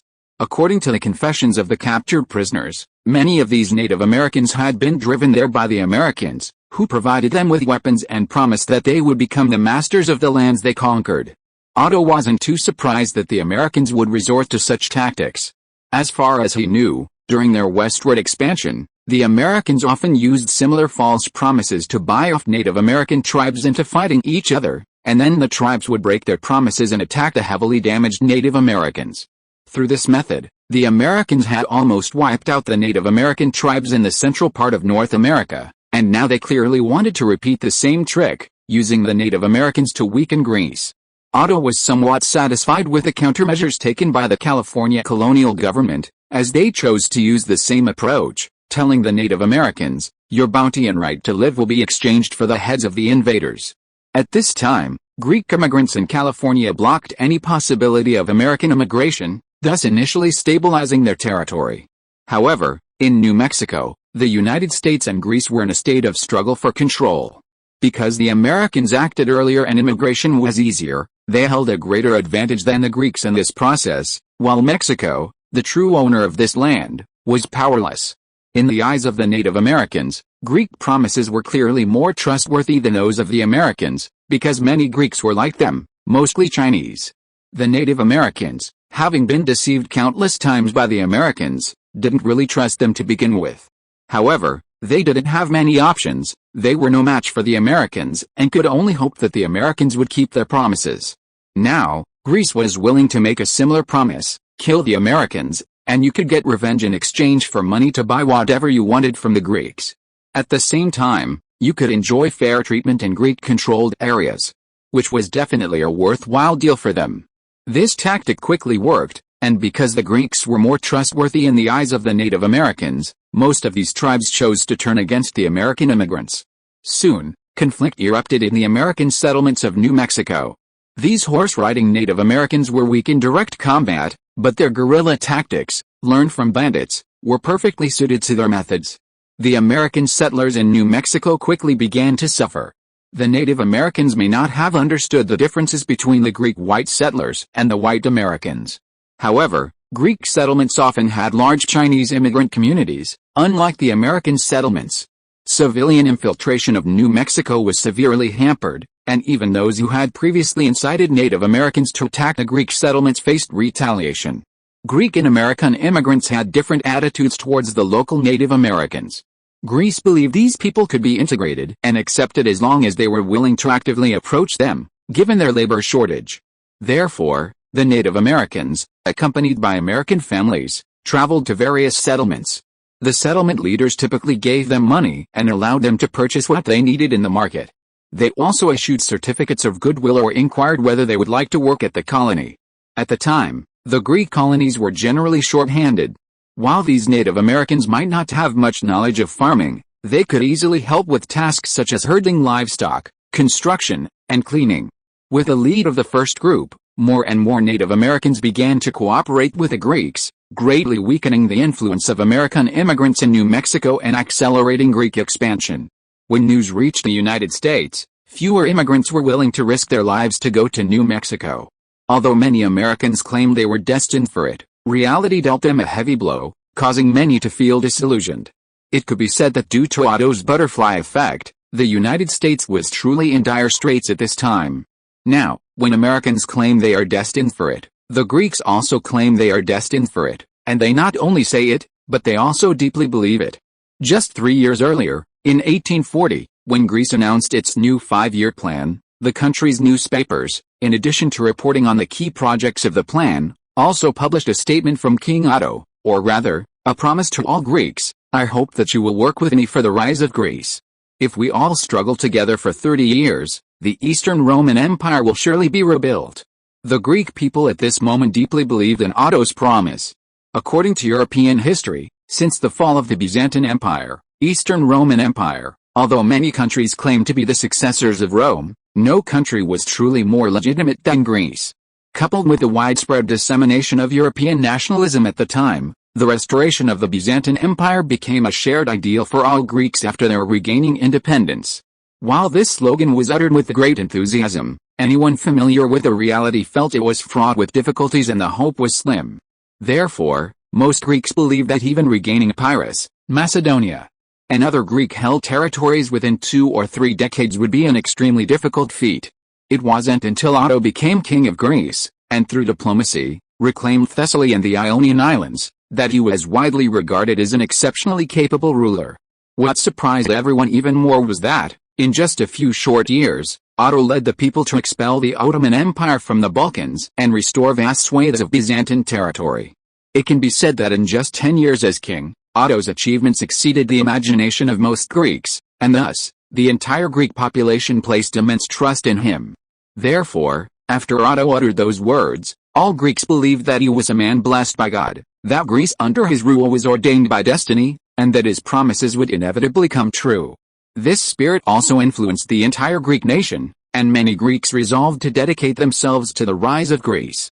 When people have ambition, their spirit and energy are transformed. The same is true for nations. Building on past achievements, Otto's encouragement was overwhelming for the Greek people, who had never experienced anything like it before. They were instantly infected, as if everyone had found direction and belonging. Pride, glory, and a sense of mission began to take root in every Greek's heart. This was also what Otto hoped for, to help Greece shed its small nation mentality, forge a national soul, and cultivate the spirit of a great power. Of course, to maintain this spirit, tangible changes needed to be shown, whether it was the country's continued development, military victories, or territorial expansion. Chapter 189 Cleaning. It's finally over. It took 2 months longer than expected, but thankfully the problem is completely resolved. After finalizing the decision to resolve the Tunisian issue, the Greek army began mobilization and, according to plan, launched a 2-pronged attack. One force attacked the Praetorian Guards forces from the port of Tunisia, while the other seized the most important port of Sfax and the Tribal Alliance from the sea, and continued northward. Neither the Praetorian Guard nor the Tribal Alliance expected the Greeks to launch an attack at this critical juncture. Neither side was prepared, their main forces were engaged in a stalemate at the front, and they were completely unprepared for this. The Greek army had a detailed invasion plan and, after years of reconnaissance, possessed a thorough understanding of the situation in Tunisia. With the cooperation of internal collaborators, the entire offensive proceeded like an autumn wind sweeping away fallen leaves, encountering virtually no resistance. However, Greece's subsequent forced relocation of local populations also provoked a rebellion among the Tunisian people. Utilizing their familiarity with the terrain, they dispersed and waged guerrilla warfare. While the general staff had anticipated this, they hadn't expected the Tunisians, believing themselves cornered, to display such extraordinary fighting spirit. Taking advantage of the Greek army's complacency following their successive victories, they inflicted considerable casualties on the Greek forces. Fortunately, the Greek army already held an overwhelming advantage and had a comprehensive contingency plan. They quickly adjusted their deployment, methodically occupying key transportation routes, dividing the Tunisians into smaller groups, and then eliminating them one by one. By the end of 1843, Tunisia was finally pacified, but it took more than 2 months longer than initially planned. After reviewing the report, Otto approved the attached list of promotions, but also requested that the general staff summarize the lessons learned, especially focusing on cases where significant losses were incurred, to avoid repeating the same mistakes. Setting down the document, Otto began to consider the matter again, specifically the mention within it that Libya had taken in several fleeing tribal groups. Libya, east of Tunisia, is essentially vast desert with little agricultural output. Currently, it only generates a slight income through entrepot trade. Based on his memories from his previous life, Otto knew that Libya's inland region seemed to possess considerable mineral resources. Libya boasts abundant resources, including 43 billion barrels of oil, followed by natural gas with proven reserves of 1.54 trillion cubic meters. Other resources include gypsum, iron, 2 and 3 billion tons, potassium, manganese, phosphate, copper, tin, sulfur, iodine, and bauxite. However, Libya's environment limits resource development. Most of these resources are located far from the coast in the desert, requiring railway construction. The desert environment increases maintenance costs and shortens the lifespan of these railways. Furthermore, the unsuitable environment makes investing in Libya's minerals a potentially disastrous risk. However, regardless of the circumstances, with such a resource-rich and sparsely populated place right next door, it's inevitable that they'll seize the opportunity to take it over. Even if developing its resources isn't cost-effective now, they can first settle down there, plant trees, and gradually improve the environment. They can develop it further when needed, once their technology advances. The slight complication is that Libya is still within the Ottoman Empire's sphere of influence. Before taking action, they need to gauge the reactions of other countries and prepare accordingly. Having dealt with the external issues, Otto prepares to address domestic problems, especially the finance and taxation departments, which also need a thorough overhaul. The current head of the finance ministry has repeatedly proposed allowing private banks and deregulating the financial sector. While there are no explicit figures yet on how much money he has secretly received, even the lowest estimate is alarming. Otto emphasized the importance of banking and financial industry regulation from the very beginning, but it's clear the finance minister is blinded by money and has forgotten his words. In this era, Otto knows it's impossible to expect all his officials to be completely incorruptible, but setting aside his own key points raises serious questions about his loyalty. Otto has only delayed this investigation because he wants a more thorough investigation, forcing the intelligence department to gather more information and launch a major anti-corruption campaign. Now, taking advantage of the year-end performance reviews, they could take down these people, and the vacant positions could be used to promote those who performed well at work. Soon, Otto handed the finalized list to the anti-corruption department. A large number of government officials were immediately arrested and isolated, and those who had given them money were also summoned for questioning. According to Greek law, those who accept bribes are severely punished, and those who offer bribes also face varying degrees of punishment. Therefore, not only were a large number of officials imprisoned, but many domestic and foreign capitalists and factory owners were also implicated and arrested. Otto personally oversaw the operation, with the intelligence department monitoring it constantly. According to regulations, the anti-corruption department also receives a certain percentage of the embezzled funds uncovered. Under pressure from above and motivated by tangible benefits, the anti-corruption department unleashed tremendous fighting power. The list Otto initially presented expanded several times over from 120 people, resulting in the arrest of over 400 officials, a third of whom were mid to high-ranking.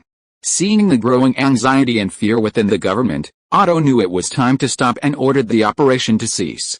Preliminary estimates indicated that the officials were involved in illicit activities totaling a staggering 67 million drachmarks. Recovering such a large sum was no easy task. Some of the money had been squandered on lavish lifestyles, some invested, and some hidden away. After all, in this era of gold and silver coins, finding a place to bury them was incredibly difficult.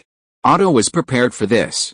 According to the relevant laws he had been working on, if any member of a family was involved in embezzlement, not only would the individual be severely punished, but any income earned by immediate family members that could not be proven to be legitimate would also be considered illegal and unprotected by law. Furthermore, as long as the stolen money was not fully recovered, even a single drachmark less would result in the immediate family members being imprisoned and forced to work to repay the debt. If they couldn't repay it all, they would have to work until they died. In other words, if you didn't want your wife, son, daughter, or parents to work in mines or build railways to repay the debt, you'd better find a way to pay off all the stolen money. Otherwise, mining and railway construction in that era were extremely dangerous jobs, especially for those composed of criminals who had no human rights whatsoever. Surviving 3 years in a mine was considered lucky, and even those slightly better off working on railways rarely lasted more than 6. Furthermore, to prevent situations like naked officials whose relatives have emigrated abroad, Greece stipulated that at a certain level, officials' relatives could not reside overseas for extended periods. Anyone wishing to leave the country had to submit a report and undergo strict review, and return on time. Failure to do so could result in reprimands or, in severe cases, dismissal. Therefore, being an official in Greece was a high-risk job. Despite wielding great power and receiving high salaries and bonuses, a single misstep could lead to utter ruin.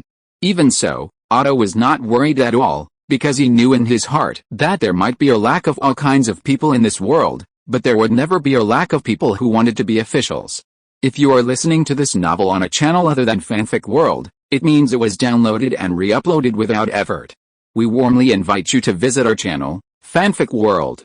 There you will find the original version of this story and many other novels of various genres. We look forward to seeing you dive into a world of incredible novels. Chapter 190: Alexander's Doubts. This purge of the finance department wasn't limited to that department. Subsequent investigations extended to other sectors, including transportation, civil affairs, and education, resulting in a reduction of 1/5 of the senior management across these departments. The finance department was the most severely affected, losing 40% of its senior leadership, not to mention the lower-level staff. Friedrich Lister, Otto's former economic advisor, became the new finance minister. The final investigation uncovered 54 million dramas of embezzled funds, along with the confiscation of assets from numerous bribe givers, and various fines, totaling 93 million dramas. This amount shook Greece to its core. The spoils of this anti-corruption campaign alone were enough to cover the fiscal deficit for the entire year of 1844, especially considering the substantial additional military expenditure for the invasion of Tunisia that year. Many of Otto's early veterans were implicated and dealt with ruthlessly. With these examples, future officials considering corruption will likely have to think twice about whether their connections are stronger than those who were punished. Of course, because this crackdown also involved many capitalists, it also impacted the Greek economy. Some capitalists began to feel that Greece was not safe, and foreign investment in Greece decreased significantly in the short term. Meanwhile, many Greek capitalists began to prepare for the future, transferring some of their assets abroad for investment and sending their children overseas. Otto couldn't do much about it, as he couldn't restrict these capitalists' normal asset transfers and overseas travel in the same way he restricted officials. He could only monitor these situations through the intelligence department, but the intelligence department's manpower was limited. Fortunately, Greece's overall economic situation was good at this time, and there was no shortage of foreign capital wanting to invest. At the same time, transferring industries wasn't easy these days. In unfamiliar territory, without the protection of their former networks, they could easily be swallowed up by local bullies. Such situations are commonplace even in the 21st century, let alone in this era of rampant capitalism. Business people are shrewd. We are far from an era of economic globalization. Capital in various countries can only barely guarantee its legitimate rights by relying on state protection. Unless absolutely necessary, no one would choose to transfer assets on a large scale. This grand drama lasted for several months before finally ending. Otto then had to begin preparing for his wedding. His fiancée, Alexandra Nikolaevna, from the Russian Empire, was arriving in Greece under the escort of his brother Alexander, and he needed to prepare for her arrival. In fact, not only the royal family, but also the Greek government is busy preparing to welcome the Russian princess, the future queen of Greece, and the government has already approved a wedding budget of 3.2 million drachmarks. A long convoy of carriages moved forward, escorted by cavalry. The curtain of one carriage was lifted, and a young woman began to survey her surroundings. A moment later, Alexander, dressed in magnificent military attire, rode up beside her and asked, "Is something the matter, Adini?" "Nothing, brother," the young woman replied, shaking her head slightly. "I just feel stuffy and want some fresh air." She added, "How much longer until we reach the Black Sea port?" Alexander thought for a moment and said, "About 4 more days. After that, we'll take a ship, and if all goes well, we should reach Athens in 2 or 3 days." Nodding, Alexandra Nikolaevna continued, "Speaking of which, brother, why did you insist on personally escorting me to Greece? Did you initially plan to have Uncle Mehedis take me?" "Because I wanted to see more of Greece," Alexander said, looking at his still somewhat puzzled sister, and asked, "I know you correspond with Otto every month, so what's your impression of him?" "Impression?" Alexandra began to think. "I only met him once when I was little, but through our letters, my feelings for him are somewhat complicated." "Complicated?" "Yes, sometimes he acts like a learned scholar, knowing a lot of knowledge, other times he's like a romantic poet, often able to touch people's hearts with just a few words, and most of the time he's like an elder, often able to answer my questions." Really? It seems you have a very good impression of him.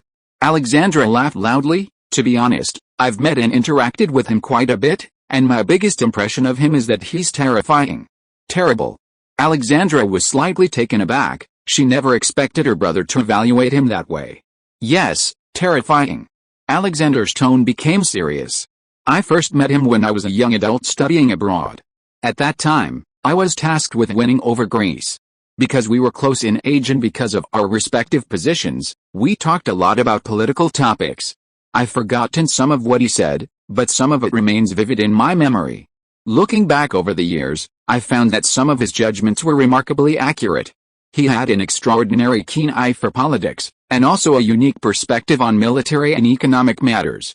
Since he became king, aside from achievements like defeating the Ottoman Empire, under his leadership, Greece's economic growth has consistently remained above 15%, and even during economic crises, it has maintained positive growth. Compared to him, the empire's finances often run into deficits, requiring them to borrow money to survive. Are you worried you'll threaten the empire in the future? Alexandra suddenly asked after listening to her brother's explanation. But Greece and we haven't always had a good relationship, especially now that we're about to have a marriage alliance. That's true. Alexander realized he'd unintentionally said too much, smiled, and stopped the conversation, saying, "Don't worry, the man your father chose for you is absolutely the most outstanding man in all of Europe. Among your peers, I haven't seen anyone who can surpass him. Athens is also very beautiful. By the way, how's your Greek learning going?" "Don't worry, no problem at all. My teacher even praised my accent, saying it's practically indistinguishable from my Greek's." "That's good. Father values this marriage alliance very much," Alexander said. Having finished his conversation with his sister, Alexander gazed at the road ahead, his thoughts drifting back. The relationship between nations was never as simple as his sister thought. Even those who were as close as brothers one moment could turn against each other for profit the next. Greece had occupied all of the Ottoman Empire's territory in the Balkans, and neither Nicholas I nor he himself were truly resentful. Putting himself in Otto's shoes, he didn't believe Otto would willingly allow the Russian Empire to occupy Constantinople in the future. Modern Greece was no longer the small country it once was. With its growing strength, in Alexander's mind, its power was not much weaker than that of a dextral power like Prussia, and perhaps even stronger. If things continue like this, it's hard to say whether Otto will be willing to keep his original promise in a few years. That's why there's a sense of urgency throughout Russia about sending troops to the Ottoman Empire. Chapter 191 Meeting. Athens is a new city brimming with classical charm. When Athens was rebuilt, at Otto's request, many historically and culturally significant buildings were preserved, and the new city was designed and built upon this foundation. Taiwanese novel website has a wide library, twcan.com, as the city has developed. Athens, initially designed to accommodate 5 directions, has begun to become crowded, and the municipal authorities are now discussing expanding the city outwards. Fortunately, these issues were considered when the city of Athens was first built, and a considerable amount of land was reserved around the city hall, so it wasn't too troublesome. Princess Alexandra was immediately captivated by this city situated on the Mediterranean coast, surrounded by mountains on 3 sides and bordered by the sea on the other. The bustling yet orderly port and the throngs of people dressed in traditional Athenian clothing bustled about in the commercial and industrial districts.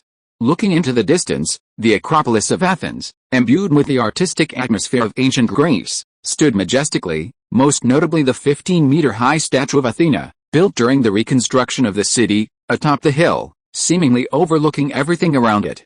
After disembarking, a welcoming procession played music, and the steward in charge of palace affairs greeted Alexander and his sister. "Your Highness, according to regulations, I must first conduct an assessment of Her Highness the Princess.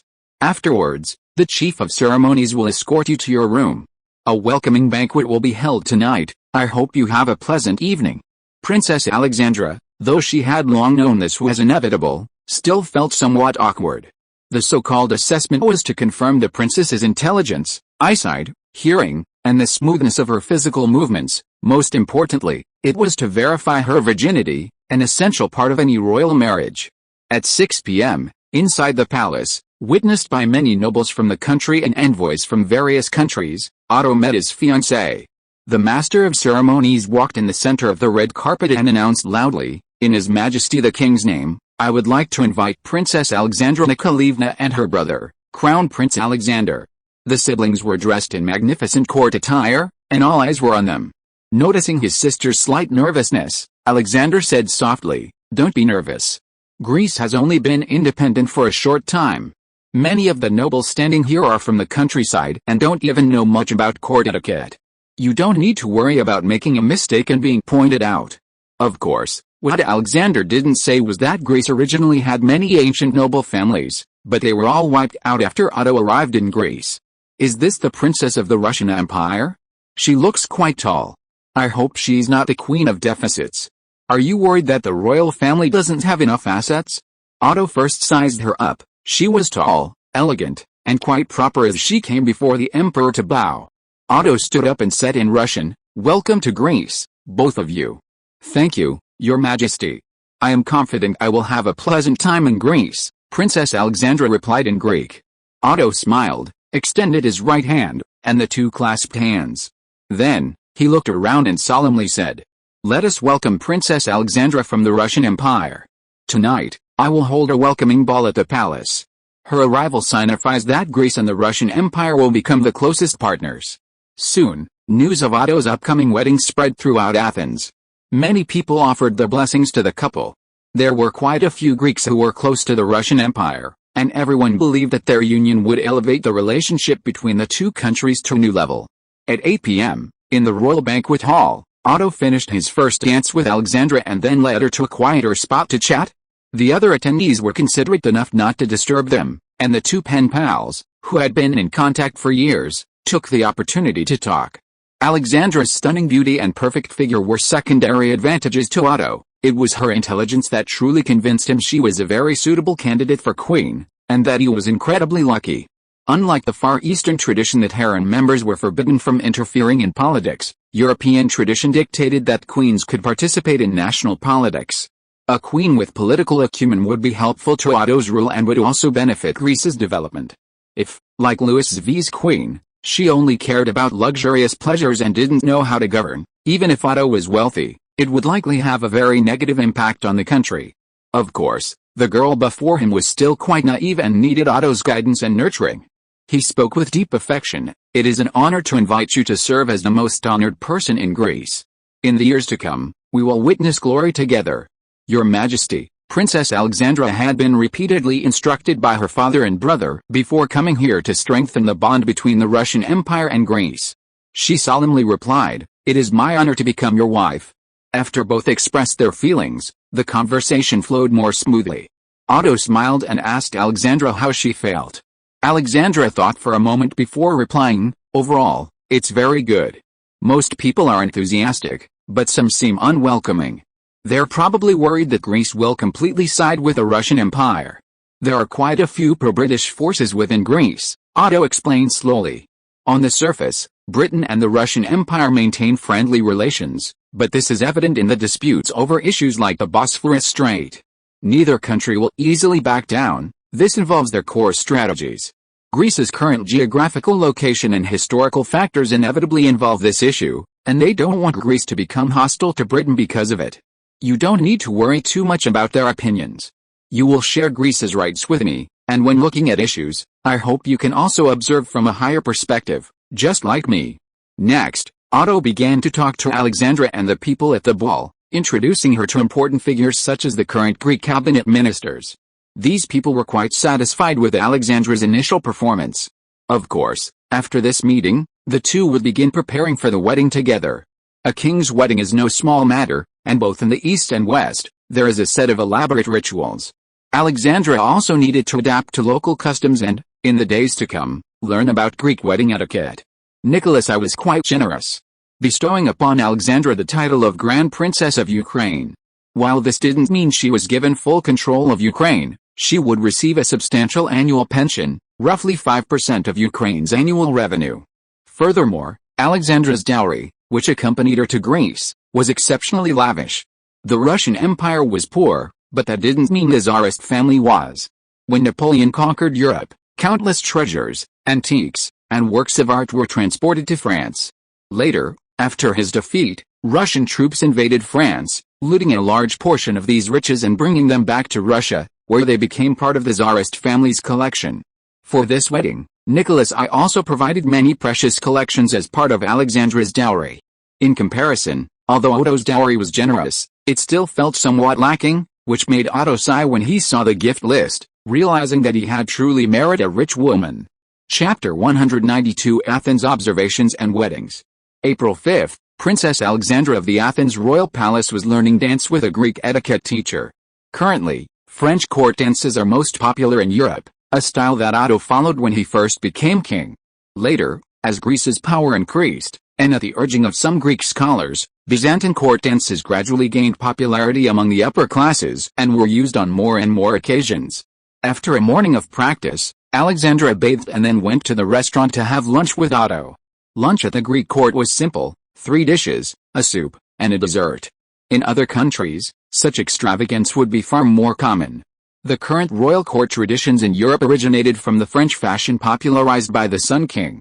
Nowadays, royal families generally arrange lunches according to their own financial situation, with 3 to 6 different soups, 4 to 8 main courses, 3 to 6 roasted dishes, and 2 to 4 desserts. In comparison, Greek court lunches seem rather meager. Initially, West also followed this format, but considering he was dining alone, some habits formed in his previous life made Otto dislike this wasteful practice. While in Bavaria, he had no say, but after becoming king of Greece, he decisively reduced the lunch scale to its current form. Of course, although the scale has been reduced, the quality of the dishes will not be affected. Although Otto advocates frugality, he is not so extreme as to eat coarse food. When Alexandra first saw this situation, she couldn't help but ask Otto, because as far as she knew, although the Greek royal family had only recently recovered, they should not be short of money. Otto's reply was, "I do not lack money, but this food is enough for me. There are still many people in the country who work diligently year-round just to avoid starvation. I want to invest my money in more valuable places."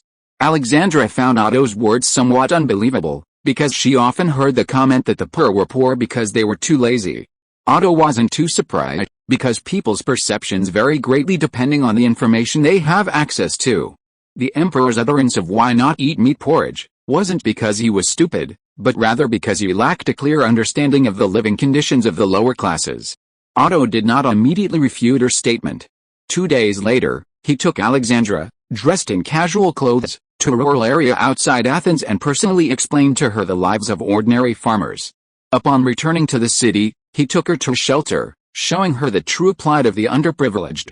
In this early era of industrialization, even though Otto was far more concerned about the interests of the underprivileged than officials in other countries, the Greek people still lived in extreme hardship. Workers arrive in Athens full of hope, toiling in factories for over 12 hours a day. Yet, they share rooms with 7 or 8 other people, with communal bathrooms and other amenities. Their meager wages force them to live in such conditions. After more than a decade of hard work, their savings may not even be enough to buy a room in the city. They dedicate their best years here, unable to truly become Athenians. Those less fortunate are easily injured, disabled, or even killed in accidents at work. Death is the end of it all, but if they lose something like an arm, medical expenses will deplete their savings. Unable to work in the factory, they are forced to seek help at shelters. Most of these shelters involve royal foundations and specifically provide assistance to the disabled, but they don't simply provide for them. The royal foundations usually train them and then assign them tasks they are capable of, such as mending clothes with a sewing machine or explaining government policies in rural areas. Later, Otto took Alexander to a welfare home, which housed many elderly people with no one to rely on and children who had lost their families. Due to financial difficulties, the welfare home provided just enough food to keep them alive. The elderly at the welfare home would care for the children to the best of their ability before passing away, while the children, once they reached a certain age, were sent to compulsory primary schools. If they did well in their studies, they might receive a scholarship to attend secondary school after graduating from primary school. Of course, this was only for a small minority. Most of them had to find hard work to support themselves after graduating from primary school. Alexandra was deeply shocked when she learned this. It was the first time she had truly understood another side of the world. Many people didn't even have enough to eat, not because they weren't hardworking, but because they faced too many hardships from birth, and simply surviving was a struggle. Of course, Otto only wanted her to understand the true situation of the lower classes. He didn't exaggerate these things to Alexandra. Since she arrived in Greece, Otto would take her for a walk and chat in the garden after lunch every day. During this time, Alexandra grew increasingly familiar with Otto. While Otto was busy with official duties, she used her free time to familiarize herself with the palace and learn about Otto through conversations with others. The Athenian palace wasn't particularly large, compared to the palaces of the Russian Empire. It was quite small and simple. According to what she learned, Otto spent most of his time on official duties, and unlike most nobles who enjoyed hunting or holding balls, he preferred reading in his study, aside from his regular physical exercise. Alexandra therefore made a special trip to the palace library, where all sorts of books from around the world were displayed. To her surprise, the most prominent items were books from the Far Eastern Empire. Moreover, most of these Far Eastern books were not translations into Greek, but original editions, many showing signs of being read and even containing occasional brief comments. Having been pen pals before, Alexandra knew that Otto was very interested in the culture and history of the Far Eastern Empire and often quoted its philosophers, but she truly hadn't expected him to be so fluent in its language and writing system.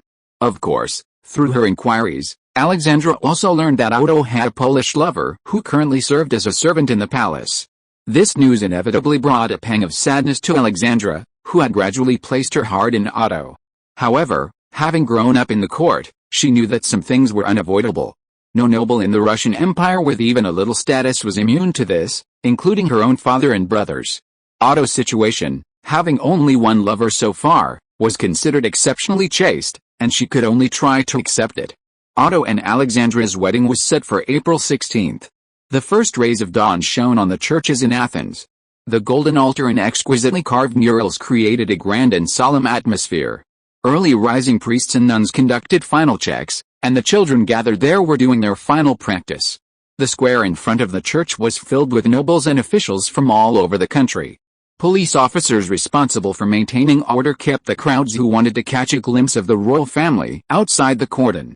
When the wedding time arrived, as the wedding bells rang, Bishop Eugene entered first and went to the altar to wash his hands with holy oil. He would then preside over the wedding. Accompanied by the sound of cannons, the royal procession arrived. Otto did not choose traditional Roman attire, but instead wore a simple military uniform. This could be considered a bit of a whim on his part, as he was quite unaccustomed to the cumbersome traditional clothing. Alexandra, dressed in a silk satin wedding gown, her train carried by 12 bridesmaids, walked slowly forward with Otto. Unlike the simplicity of later Western weddings, especially for a king, the wedding ceremony was far more elaborate, but Otto could only suppress his urge to complain and dutifully complete his part. After the mutual vows, Otto removed the white geranium from Alexandra's head and carefully took out a prepared queen's crown, placing it on her head according to protocol.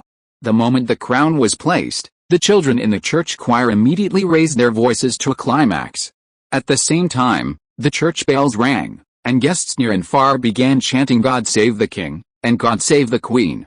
The wedding ceremony was over, but that didn't mean Athens would quiet down. Chocolates and sweets would be distributed in the streets and markets, opera performances would be held in the city squares, and the royal family's department stores were offering discounts to celebrate the wedding. Otto was also busy receiving dignitaries from all over the world.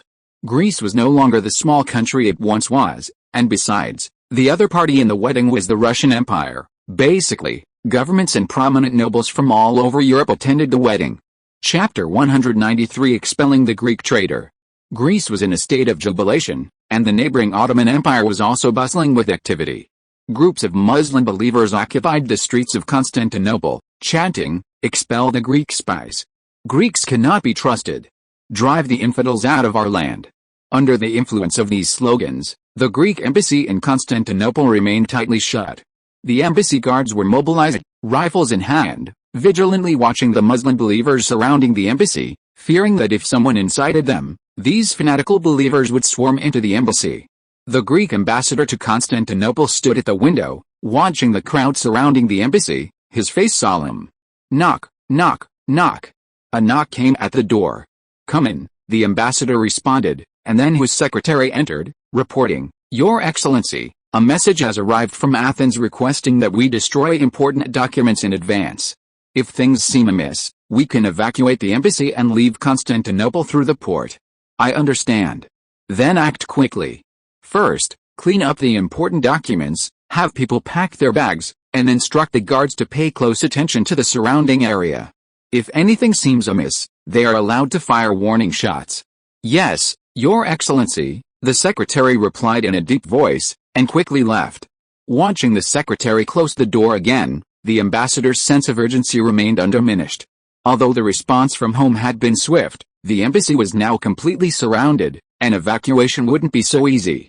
Centuries ago, the Ottoman Empire expanded from a small territory to a vast empire spanning 3 continents, Asia, Europe, and Africa. This territorial expansion also led to diverse population and religious diversity within the Ottoman Empire. Historically, the Ottoman Empire employed a system of checks and balances, utilizing the predominantly Greek Orthodox Christians in the Balkans to counterbalance Muslim power and maintain the authority of the Ottoman Sultan. However, with Greece's recapture of the Balkans, this balance was disrupted, and the power of Orthodox Christians within the Ottoman Empire declined drastically. Simultaneously, this war also led the native Muslim-dominated forces of the Ottoman Empire to become more wary and hostile towards the Greeks and Orthodox Christians within its borders. After the war with the Ottoman Empire ended, Otto anticipated the potential plight of the Greeks still within Ottoman territory and therefore continuously sent people to recruit them back home. Through this method, over the past few years, more than 300,000 Greeks have gradually migrated back to Greece from the Ottoman Empire and been resettled throughout the Balkans. However, nearly 300,000 Greeks still live in the Ottoman Empire, with over 50,000 residing in Constantinople. Most of these Greeks who remain in Constantinople own substantial estates within the Ottoman Empire. For centuries, the Ottoman Empire used Greek nobles and the Orthodox Church to maintain its rule over the Balkans, and these upper-class Greeks amassed considerable wealth in the process. Some Greeks, while serving these noble clergy, also acquired substantial assets in Constantinople. During the Greek Wars of Independence, due to distrust of the Greeks and to divert attention from domestic conflicts, Sultan Mahmud I of the Ottoman Empire launched a campaign to purge the Greeks, causing some upper-class Greeks to switch their support to Greek independence and return to Greece. These upper-class individuals who returned to Greece later seized control of the Greek parliament, only to be wiped out by Otto on charges of treason. However, a group of Greeks remain in the Ottoman Empire, serving the country. Because they hold substantial interests within the Ottoman Empire, their interests are deeply intertwined with its, making it virtually impossible for them to relinquish their vast wealth and interests and leave. Otto's previous ruthless actions further fueled their distrust and wariness of the current Greek king. Although still Greek, these people were not truly loyal to Greece. When Otto first became king, he attempted to contact them, but he didn't expect them all to serve Greece in the name of their own people. As Otto predicted, with the exception of a very small minority, most of these Greek elites who enjoyed power and benefits within the Ottoman Empire rejected his offers. However, with the end of the Near Eastern Wars, the entire situation changed dramatically. Animosity towards Greeks within the Ottoman Empire intensified, and these individuals, perhaps sensing the danger, began secretly contacting Greece, seeking a way out. Adhering to the principle of united front tactics, Greece expressed its willingness to accept their allegiance while simultaneously utilizing their networks to gather intelligence within the Ottoman Empire. Now, seeing the decline of the Greek-led Orthodox Church, conservative Muslim forces within the Ottoman Empire sought to completely expel Orthodox Christianity, thus initiating this protest. The Muslims within the Ottoman Empire had always harbored resentment towards the Orthodox Greeks, and this hostility intensified after the Near Eastern Wars. They now intended to thoroughly purge the Greek traitors within their own borders. Greece, which had been closely monitoring the situation in the Ottoman Empire, received the relevant news immediately, and Otto promptly convened a cabinet meeting. "Tell me, what's the situation in Constantinople now?" Otto asked, sitting in his seat and looking at the cabinet members present. "Your Majesty, according to the latest news, religious extremists from the Ottoman Empire have held a large-scale demonstration in Constantinople, demanding the expulsion of all Greeks and Orthodox Christians. Because the situation is quite chaotic, there have even been acts of looting against Greeks. We have lodged a protest with the Ottoman Empire." Otto did not hesitate and immediately ordered, leaving everything else aside, immediately send people to Constantinople to contact the Ottoman government and ask them to help us withdraw these Greeks back to our country. We are already making arrangements for this, but Constantinople is currently in a state of great chaos, and getting the Ottoman government to cooperate will not be so easy. Let's make arrangements as much as possible. Every Greek is invaluable to us, after all, there are very few Greeks left in the world, Otto said. Yes, Your Majesty, the foreign minister replied in a deep voice, then said, judging from the current situation, the Ottoman government does not intend to forcefully suppress this activity of the Muslim forces. Even in the best-case scenario, most of the Greeks living in Constantinople will likely be expelled, and our country should also consider its next course of action. What do you think? Otto began to ask the various ministers in the cabinet. The first to step forward was Defense Minister Corinth. Your Majesty, in my view, this is an opportunity. We can absolutely use this as a pretext to launch a war against the Ottoman Empire and reclaim Constantinople. The military's attitude was not unexpected. For the military, war itself could bring enormous benefits, especially after the Near Eastern Wars, when the army had absolute confidence in defeating the Ottoman Empire. Currently, the domestic hostility towards the Ottoman Empire and the slogans for the restoration of the Byzantine Empire were all backed by the military, and Constantinople, the capital of the Byzantine Empire, had always been a territory that expansionists advocated to reclaim first. Chapter 194 Demonstrating Determination. Your Majesty, there is currently insufficient budget in the country to launch a war against the Ottoman Empire, said the newly appointed Minister of Finance, Friedrich Lister. If we were to launch a war, we would need to issue a large amount of bonds, which, given our current financial situation, would likely take more than 30 years to repay. Moreover, if the war goes poorly or fails to achieve sufficient results, it could even severely damage our economy and plunge us into bankruptcy. Corinth immediately retorted, impossible. We have completed military reforms, and our army is far more powerful than it was during the Near East War. The Ottoman Empire cannot possibly be our match. Friedrich Lister said, the outcome of war is always uncertain, and with the British behind the Ottoman Empire, it's difficult to judge whether they will help the Ottoman Empire in the war. We also need to consider the possibility of Russian intervention. For Taiwanese novels, visit Taiwan Novel Network, TV for easy access. Mentioning the British and Russian empires, Corinth's face also turned serious, while Otto looked at Foreign Minister Aubries. Your Majesty, said the minister, we are now allied with the Russian Empire through marriage. If we were to attack the Ottoman Empire, the Russian Empire would likely provide us with some diplomatic support. However, if we target Constantinople, it might provoke opposition from the Russians and even lead to a serious crisis in bilateral relations. Britain has significant interests in the Ottoman Empire. They may not directly participate in the war, but they will likely support the Ottoman Empire through arms loans and other means. They might even incite Austria or the Russian Empire to send troops to prevent our capture of Constantinople. A brief silence fell over the room. The cabinet ministers believed Greece was capable of defeating the Ottoman Empire, but the involvement of other powers would drastically change the situation. So, are we going to give up this once-in-a-lifetime opportunity just because of this? Interference from other countries is only a possibility. Corinth said unwillingly. Lister interrupted Corinth, but we can't gamble. If that really happens, I'm afraid all the gains our country has made since the Near East War will be ruined. Friedrich Lister's words silenced Corinth, and then everyone looked at Otto, waiting for his judgment. After a moment of silence, Otto said, if we target Constantinople, there's a very high chance we'll turn against the Russian Empire, since they've always considered it theirs. If our relations with the Russian Empire deteriorate or even lead to war, Austria probably wouldn't mind taking the opportunity to seize Belgrade and Bosnia. After all, they've long coveted the key to the Balkans, and if we occupy Belgrade, Austria will have a geopolitical advantage over us, threatening the security of the entire Balkans. During the last Near East War, they had this plan, but we acted faster and quickly reached an agreement with Britain. Furthermore, they were wary of the Russians entering the Balkans, which prevented them from finding an opportunity. Therefore, my idea is that we can launch a war against the Ottoman Empire, but we absolutely cannot target Constantinople. We must choose a different target. Your Majesty, are you referring to Syria and the Hejaz region? Hearing this, Corinth's previously somewhat disappointed eyes brightened again. No, Otto shook his head. I'm talking about Libya and Egypt. Everyone paused slightly, then Aubries stepped forward and said, Your Majesty, most of Libya is desert, the land there has little value. Even if we take it, it will be a burden for a long time. And Egypt, It's currently British and French territory. If we send troops to occupy it, it will likely provoke opposition from Britain and France. The cabinet members immediately sensed something was amiss when they heard Otto was considering Egypt. Everyone knew that Egypt's interests were divided between France and Britain. Taking Egypt would completely offend Britain and France. This idea wasn't much better than directly occupying Constantinople.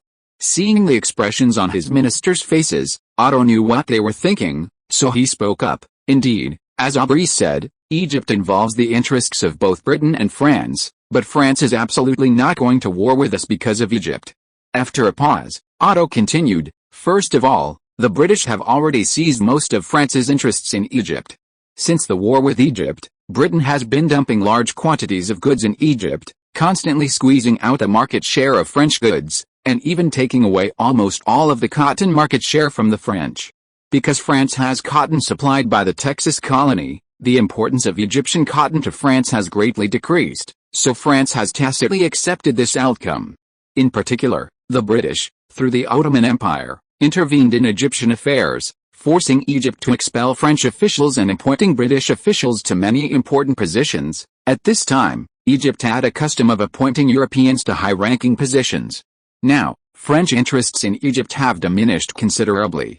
Secondly, France has been engaged in continuous warfare in recent years, fighting against the United States and North America, waging a protracted guerrilla war in Central America, expanding its colonies in Africa, and currently still in North Africa, where it is also embroiled in conflict with the British over Morocco. These wars are draining France's resources.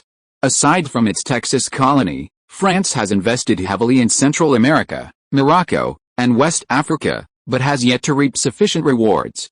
Central America still requires a military presence to maintain stability, and West African tribes, with the covert support of countries like Britain, have been causing trouble for France. Morocco, despite defeating the Moroccan government's army due to British intervention, remains bogged down and has gained no advantage. According to my intelligence, the number of French troops stationed domestically is now precarious. In the event of a major war with the great powers, they might not even be able to muster enough troops for defense. Their interests in Egypt are already dwindling, and they have further conflicts with the British over Morocco. Under these circumstances, it is impossible for them to help Britain send troops to Egypt. Friedrich Lister frowned. Even so, the British practically control Egyptian interests. If we choose to conquer Egypt, they will certainly support the Ottoman Empire wholeheartedly for Egypt's benefit. British interests in Egypt are not the same as Ottoman interests in Egypt. Both Libya and Egypt are currently only nominally subjugated to the Ottoman Empire. For the Ottoman Empire, these two places offer no benefit other than meager annual taxes.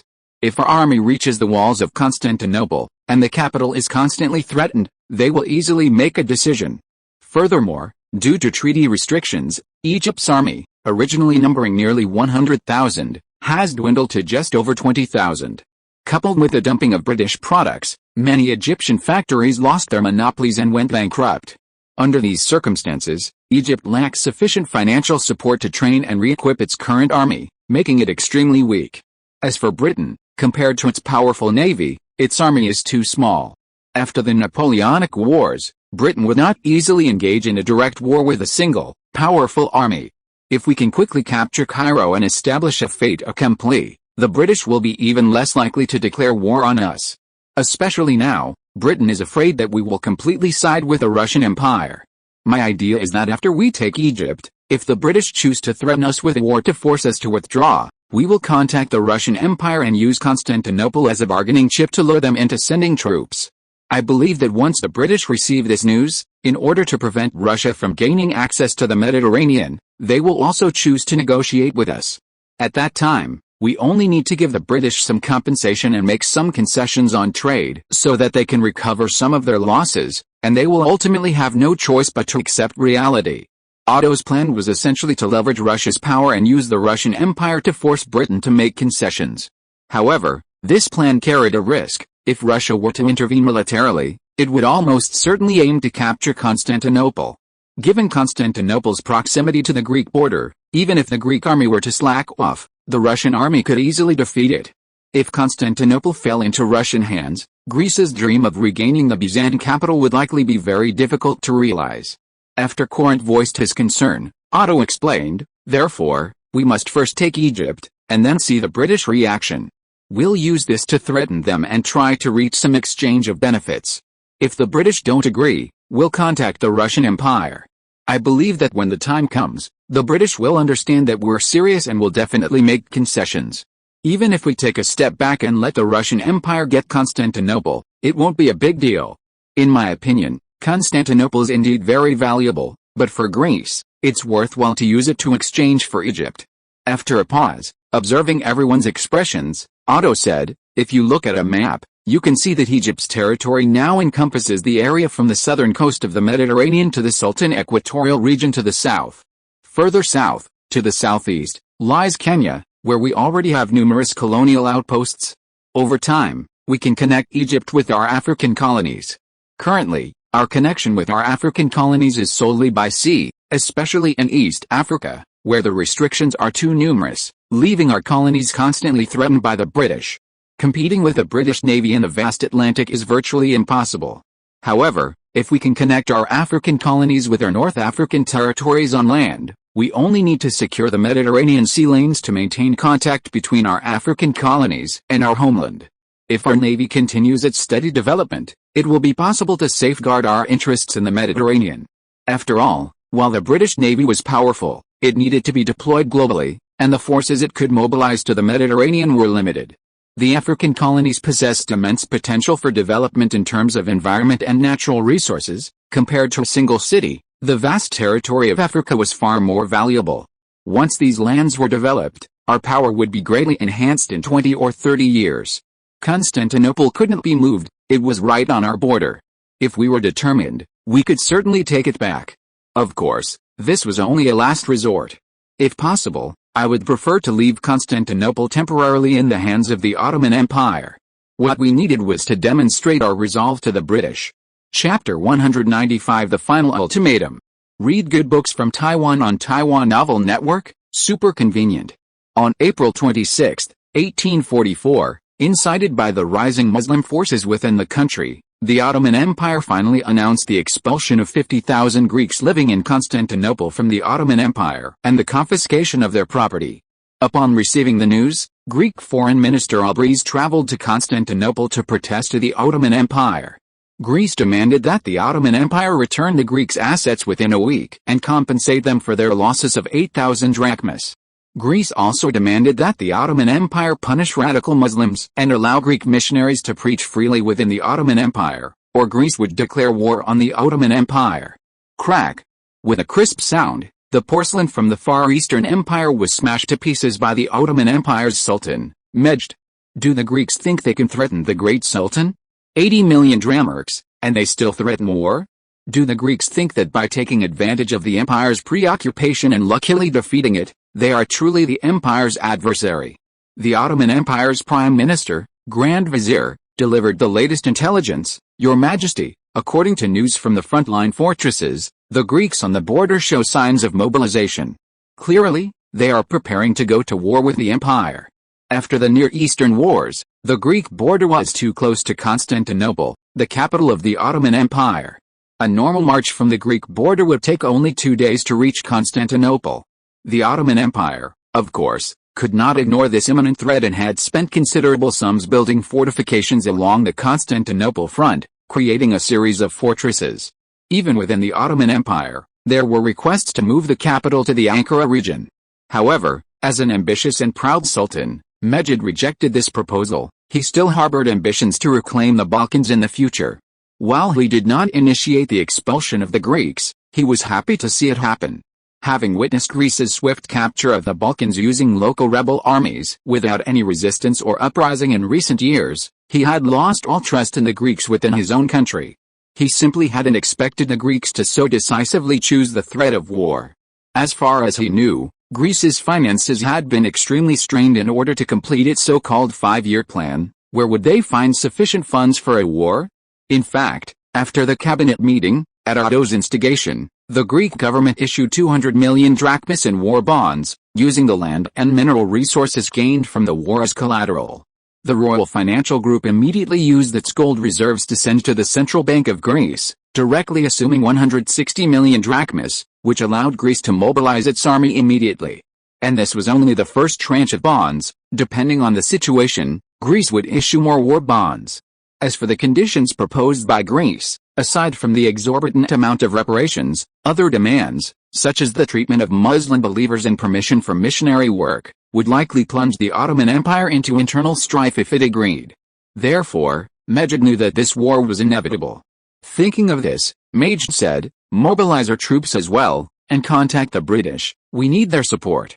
Grand Vizier, Prime Minister, replied, "I immediately alerted the troops at the front lines upon receiving the Greek final message, and simultaneously contacted the British. The British also disapprove of Greece's overreaction and are willing to provide us with a loan of £300,000. What can £300,000 do? That's barely enough to last a month. War requires enormous funds. We must find a way to request more loans from the British. We can offer anything they can as collateral, as long as they agree. Furthermore, we need to mobilize the entire national army to reinforce Constantinople. Our first priority is to hold off the Greek advance, and then garner more diplomatic support. As for the troops in the Caucasus region, we shouldn't mobilize them. We need to guard against any potential Russian actions, so our troops there should pay close attention to Russian movements. Regarding Syria, I've agreed to allow the formation of self-defense forces there. We need to get the nobles and tribal leaders moving quickly. Their future gains will depend on their ability to hold off the Greeks." Mejid quickly made arrangements for the impending war. In reality, he was a fairly capable monarch, but the current situation of the Ottoman Empire left him stretched thin. The Ottoman Empire currently had approximately 300,000 troops nationwide, with 160,000 concentrated in Constantinople and frontline fortresses.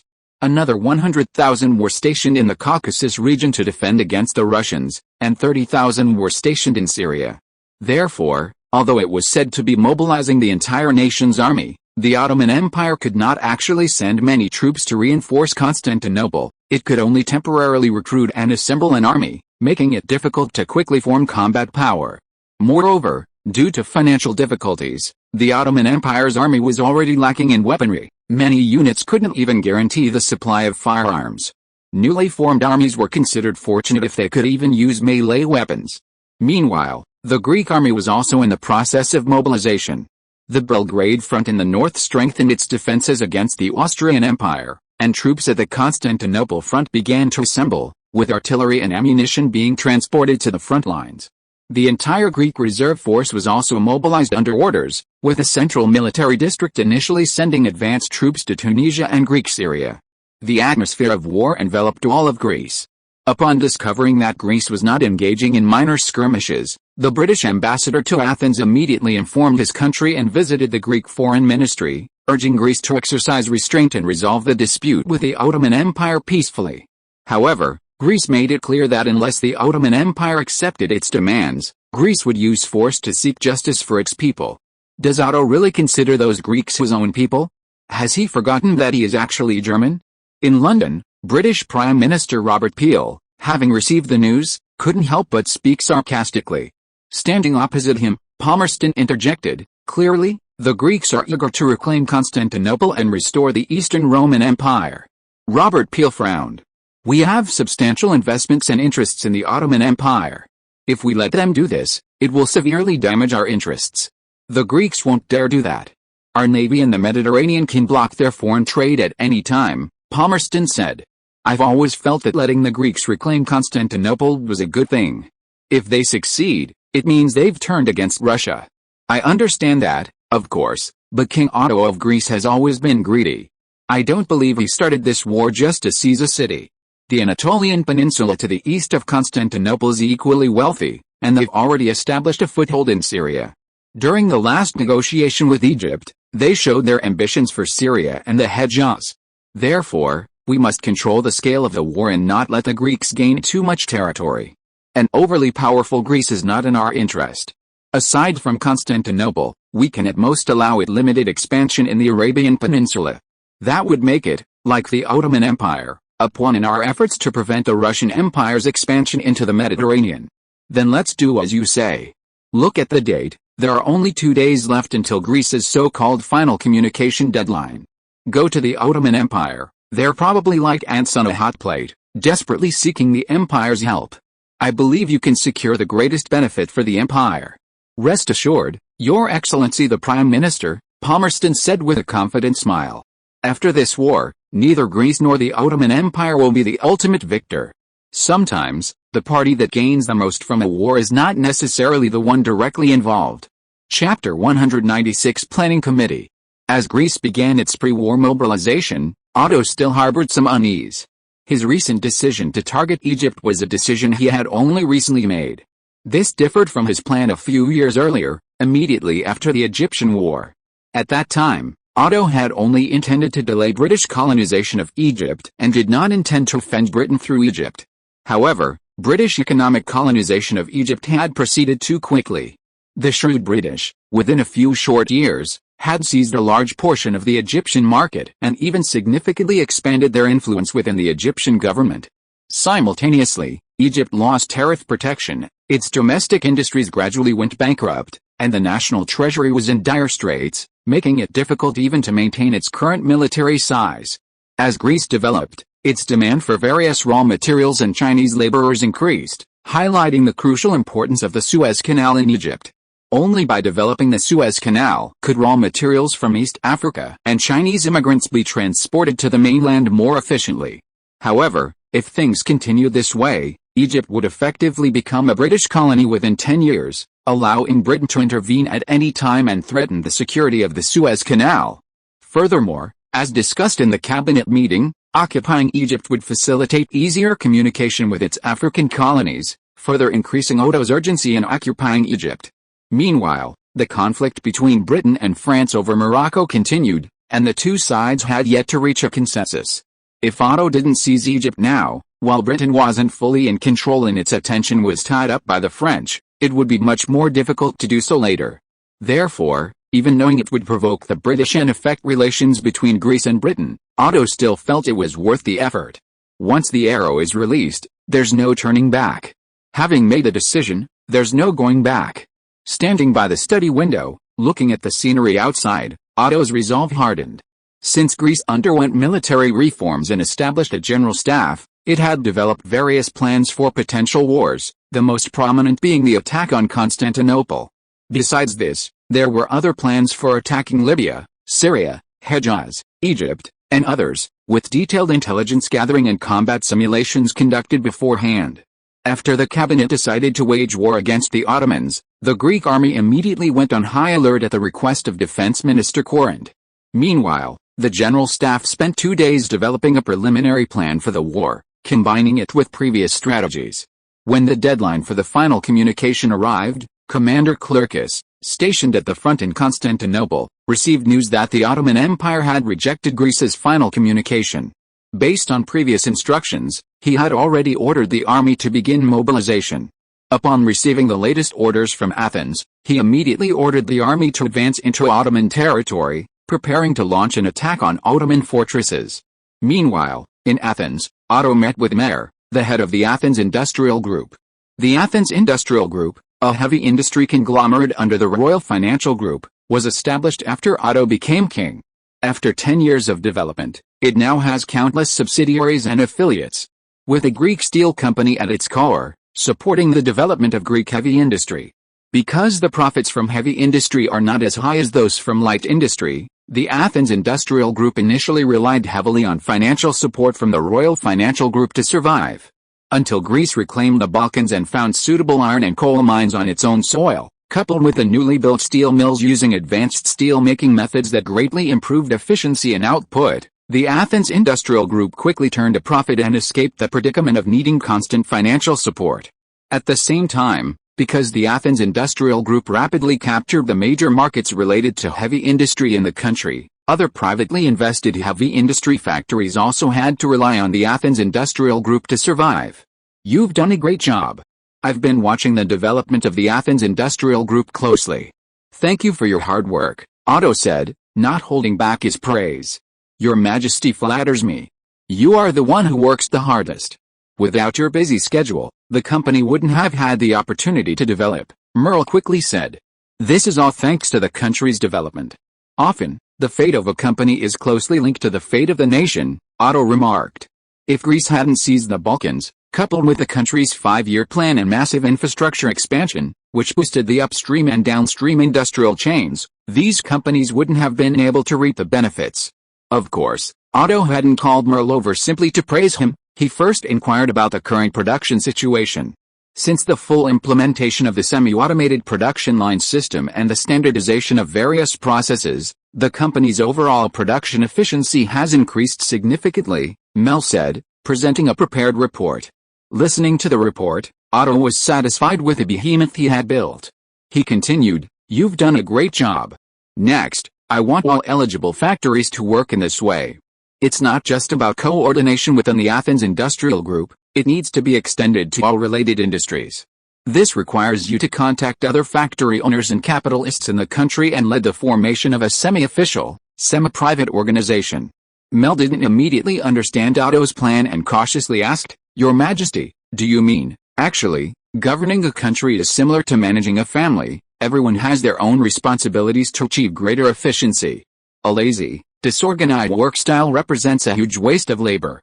Now that Greece is about to start a war, all the supplies needed for the army's battles will depend on Greece.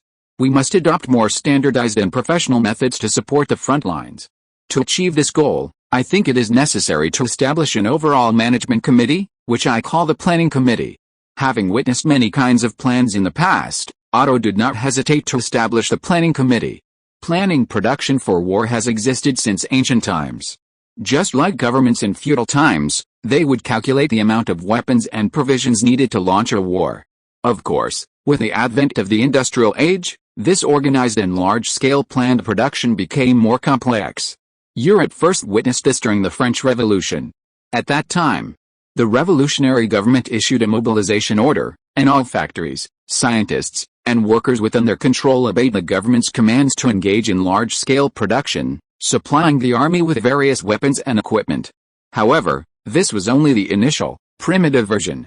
The system truly resembling modern mobilization was the one adopted by the Union in the American Civil War. A decade later, the Union established a war commission composed of directors of various federal bureaus.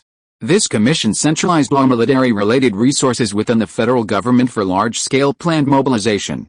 However, the War Commission was abolished afterward, and the United States never had the opportunity to reactivate it until World War I. The Planning Committee in Otto's plan was even more centralized, as it not only dealt with military issues but also considered economic matters during the war, preventing significant fluctuations in the domestic economy due to the conflict.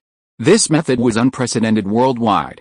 Mel was momentarily bewildered by Otto's constant use of the terms indicator and plan, and had to take out his notebook to slow Otto down so he could write down everything he said. If Mel were an ordinary capitalist, he would probably be terrified, thinking of the French Revolution and how the revolutionary government hanged unscrupulous merchants on a large scale to quell soaring prices. But the Greek industrial group was part of a royal family's assets, and in the era of absolute monarchy, it inherently possessed the characteristics of state-owned capital, so he had no such concerns. However, seeing his expression, Otto feared he might misunderstand, so he said, "My intention is not for you to take this opportunity to cooperate with the government in annexing private capital and factories.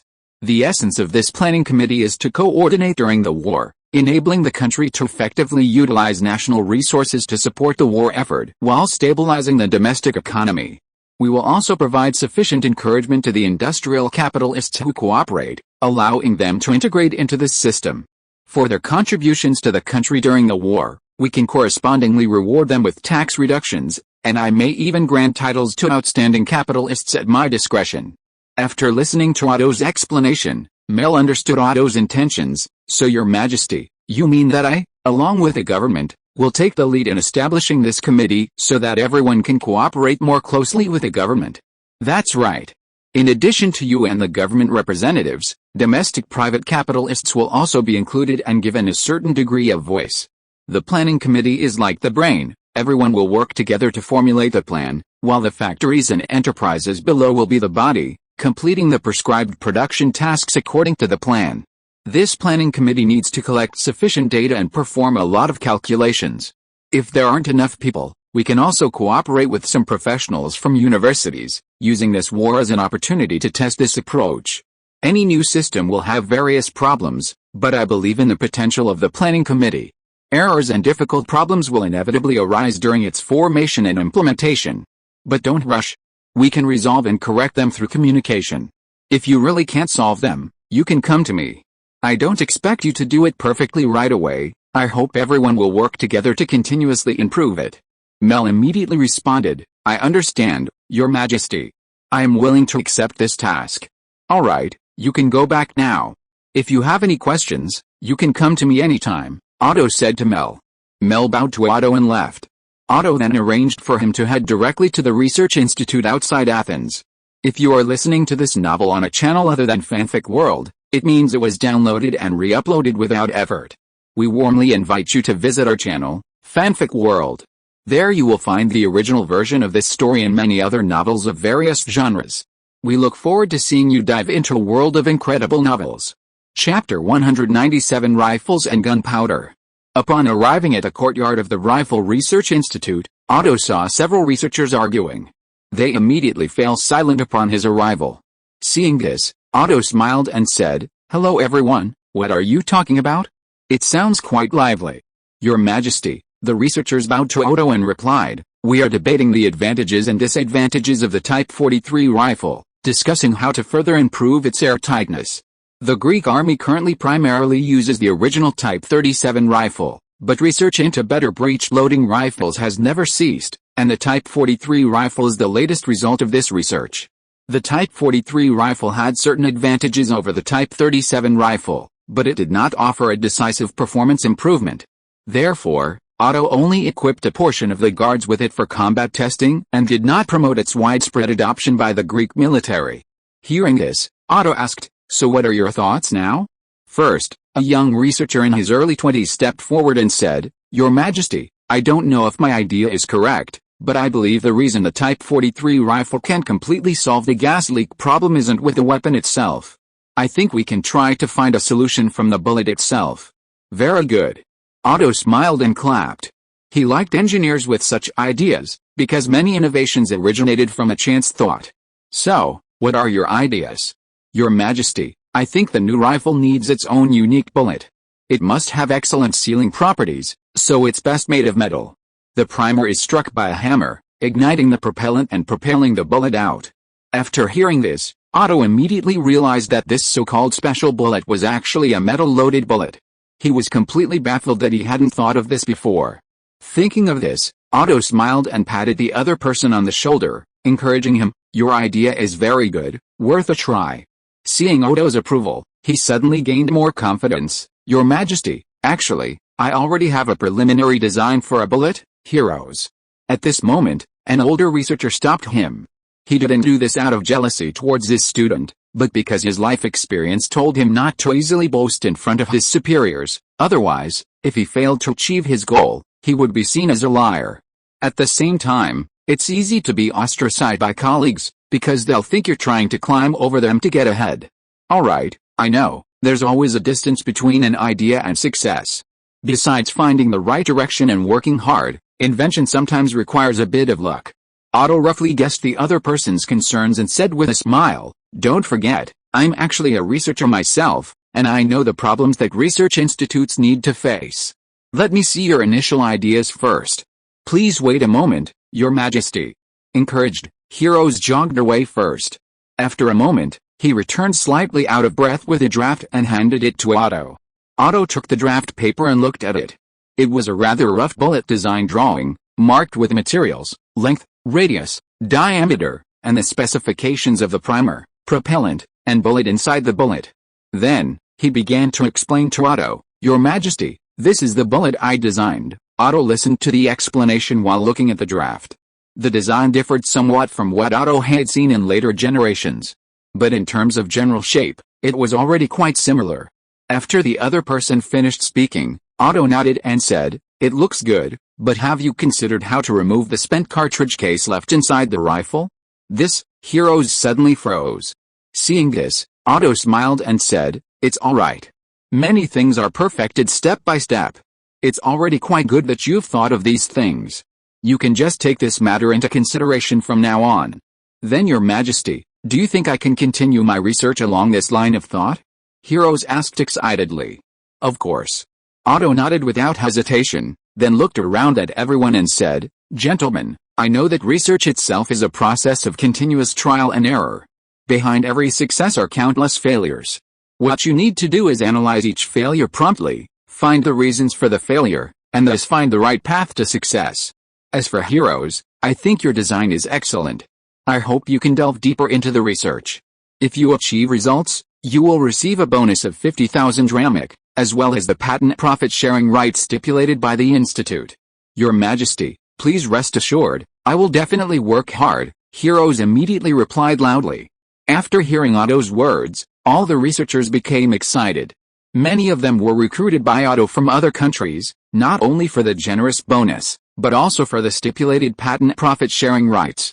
Giving researchers a share of the profits from their patents was, in Otto's view, a matter of course, but for people of that era, it was an immense blessing.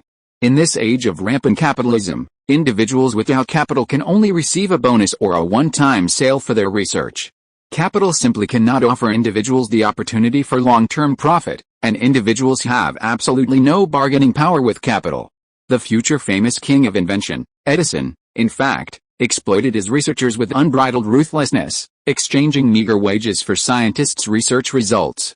It wasn't until the issue of direct current versus alternating current that they encountered Tesla, who was determined to succeed, and Westinghouse Electric defeated General Electric.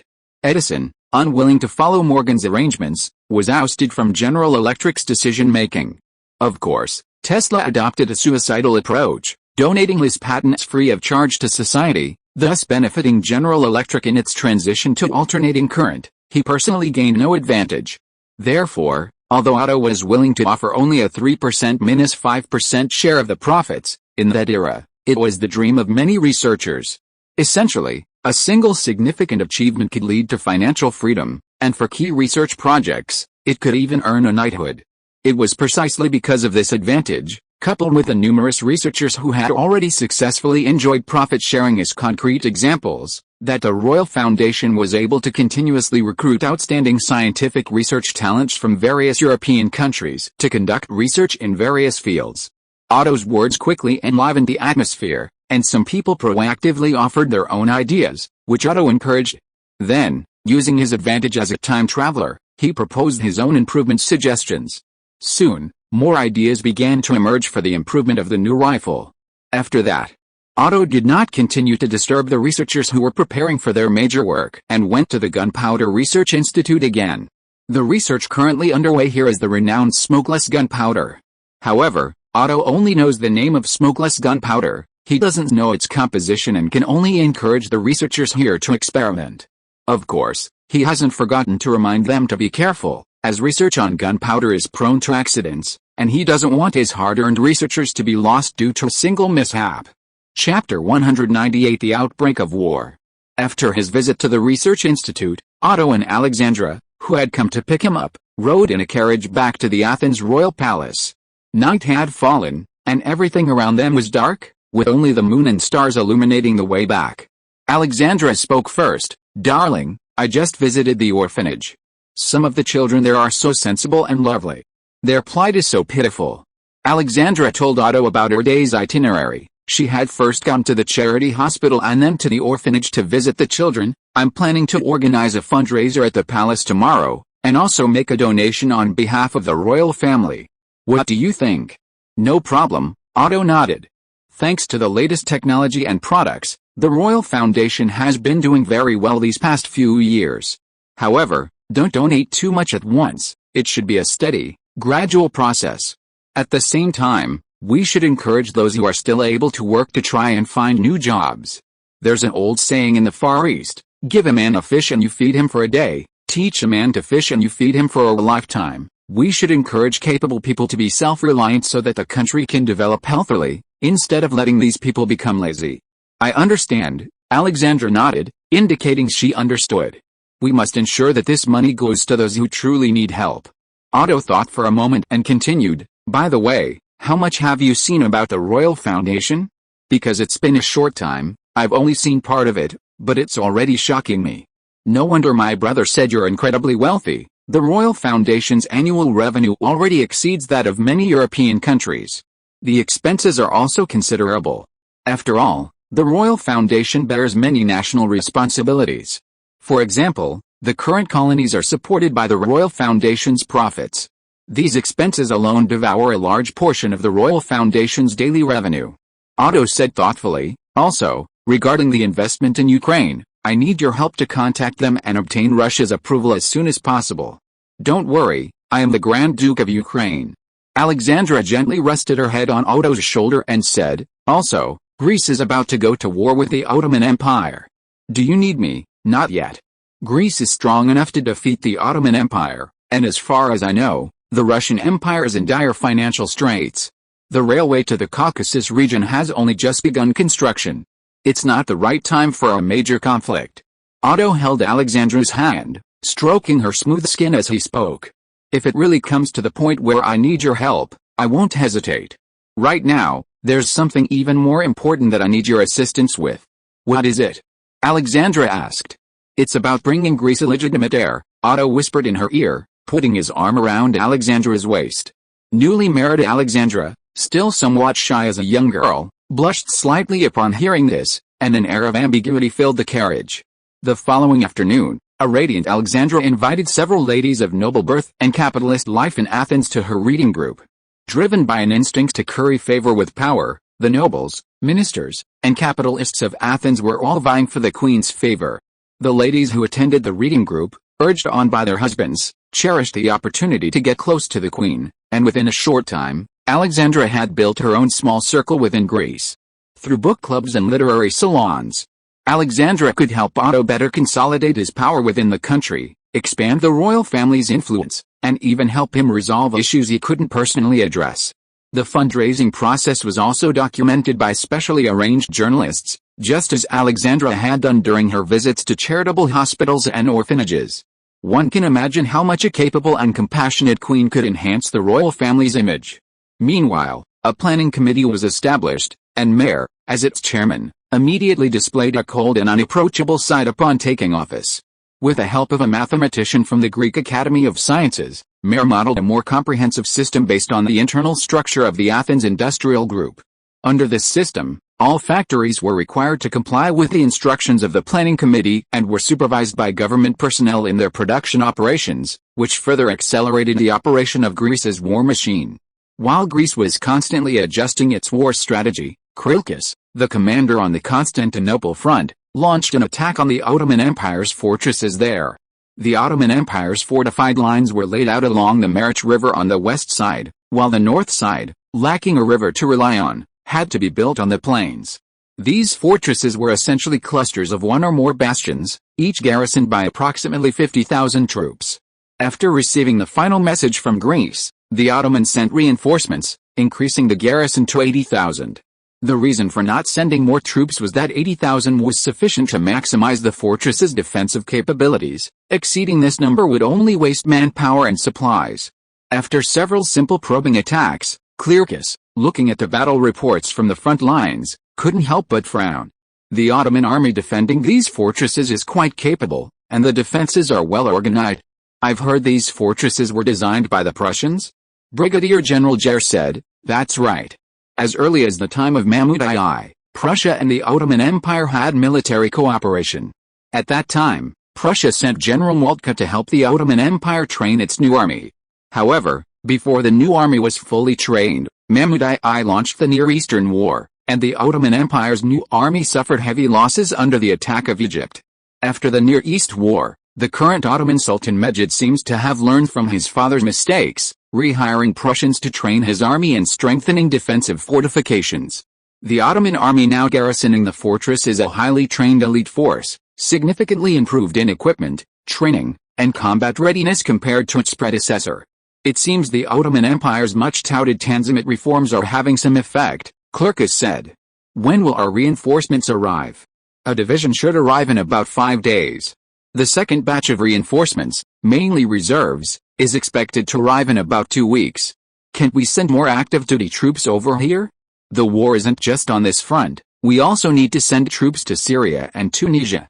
The General Staff said we need to consider the possibility of Austria joining the war, so the troops in the Belgrade military district can't be moved around easily. Besides, our main task here isn't to capture Constantinople, but to tie down the Ottomans' attention as much as possible, creating conditions for fighting elsewhere. And the General Staff has already agreed to send a batch of 18-pound and 24-pound heavy artillery pieces over. Crurkis couldn't help but scoff. HMPH, if you ask me, it would be better to just take Constantinople head-on. Even if we could take Syria, we wouldn't be able to force the Ottomans to surrender quickly. The generals around him remained silent. The war plan was formulated by the General Staff. The generals commanding the front lines only received their own specific parts. They could offer feedback and suggestions, but once the operational orders were issued, they had to be strictly executed, or they would face severe punishment. Crurkis understood this perfectly well. His words were merely an expression of his dissatisfaction. After all, as a Greek, the ideal of retaking Constantinople was always on his mind. However, the General Staff's plan for the Constantinople theater, which he was in charge of, aimed to force the Ottomans to concentrate their troops there through a seemingly large-scale offensive, thus creating conditions for fighting elsewhere.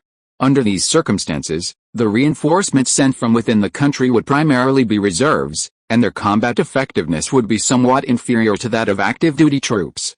Chapter 199 Landing. The Greeks seem very determined to attack, Palmerston said, looking at the latest intelligence upon arriving in Constantinople. I've heard they're firing thousands of cannonballs at the fortress every day. The British ambassador to Constantinople, Philister, replied, yes, and the Greeks are using many heavy artillery pieces. In just 1 week, they broke through the outer defenses. Palmerston nodded. This isn't too surprising. Any news on the Greek Navy's movements? Philister replied, we just received word that the Greek Navy disappeared from the port 2 days ago, and we haven't found any trace of them yet. The Ottoman Empire had little recourse in this regard. Due to financial problems, their naval reconstruction plan was only restarted last year. Although they had built some small and medium-sized ships, they had no large ships at all, and the training time was too short to form combat capability. In other words, the Ottoman Empire's waters are practically undefended against the Greeks. It seems they're about to suffer. Do you think the Greeks might send a fleet to bombard Constantinople? That's unlikely. The Ottomans have built numerous fortifications in Constantinople, all equipped with heavy artillery, capable of completely blocking the Bosphorus Strait. Sending warships there would be a huge disadvantage. The Greeks should be aware of this. That's true. Although the Greek Navy is only crudely imitating the British Empire, they wouldn't make such a foolish decision. Palmerston thought for a moment and said, get our Mediterranean fleet moving. We must find out the Greek Navy's movements. Also, there's no need to rush the negotiations with the Ottomans. The war has only just begun. Once they can't hold out any longer, they'll immediately agree to our terms. Yes, Your Excellency. Philiston nodded, then said, by the way, there's news from Oregon that the Americans have suffered losses at the hands of the Indians. It seems our support for those Indians is having an effect. Very good. The Americans love doing these sneaky things. They want to take advantage of our small population in Oregon and play the same trick they used in Texas. It's good to teach them a lesson. More than a decade ago, American immigrants began entering Oregon. At that time, although Oregon was a British colony, the number of British people there was very small. Especially recently, immigration to California and New Mexico has drastically decreased due to Greek influence, with tens of thousands of Americans migrating there instead. The British, unable to even muster enough people to effectively control the region, have been steadily decimated by the Americans. Meanwhile, the Native Americans in the Oregon region have also suffered as a result, until the British, remembering Greece's actions in New Mexico, began to imitate them. The British provided weapons to the Native Americans to fight against the American immigrants. Armed with weapons, the Native Americans and American immigrants began fighting each other for living space, causing hardship for the American immigrants. Of course, even so, the struggle for control of the North American continent continues. Although the expansion of American immigration has been hampered, it remains the most promising and threatening country in North America. Americans are particularly determined to dominate both oceans and expand their territory, resorting to methods beyond civilian immigration, such as instigating other forces, especially Mexicans. While Mexican President Tassin managed to maintain his rule with the support of Greek weapons, he and his fellow Mexican officials lacked ambition and vision.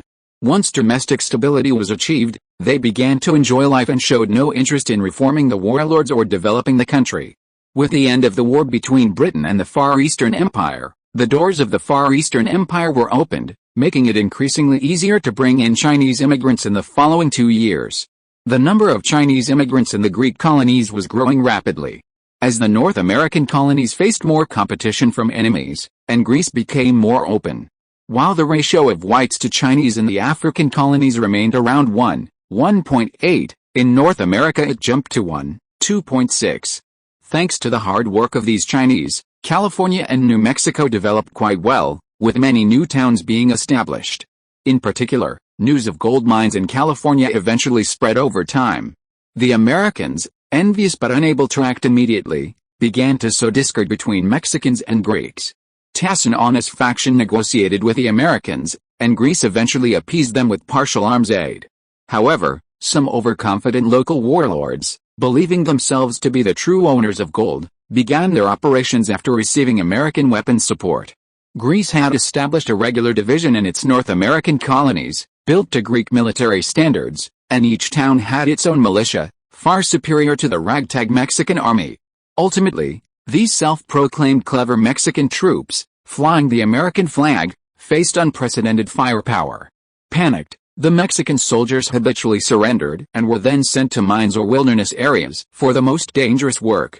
Finding their actions ineffective, the Americans had no choice but to temporarily halt their advance and wait for a better opportunity. The Greek war in Europe was not affected by the North American colonies. The Greek assault on the front lines of Constantinople continued unabated from the start of the war. Some Greek naval forces have appeared in the Aegean Sea, constantly intercepting our merchant ships. After reviewing the intelligence he had just received, Sultan Mejid asked the Minister of the Navy, Harriman Pasha, is the Navy currently capable of setting sail to protect the Empire's shipping lanes in the Mediterranean? Harriman Pasha hesitated for a moment before slowly replying, Your Majesty, although our Navy has only just begun its reconstruction, we are willing to risk our lives to fulfill Your Majesty's request, should Your Majesty give the order. These words struck the hearts of the ministers nearby as utterly impeccable, a testament to Mejid's seasoned bureaucracy.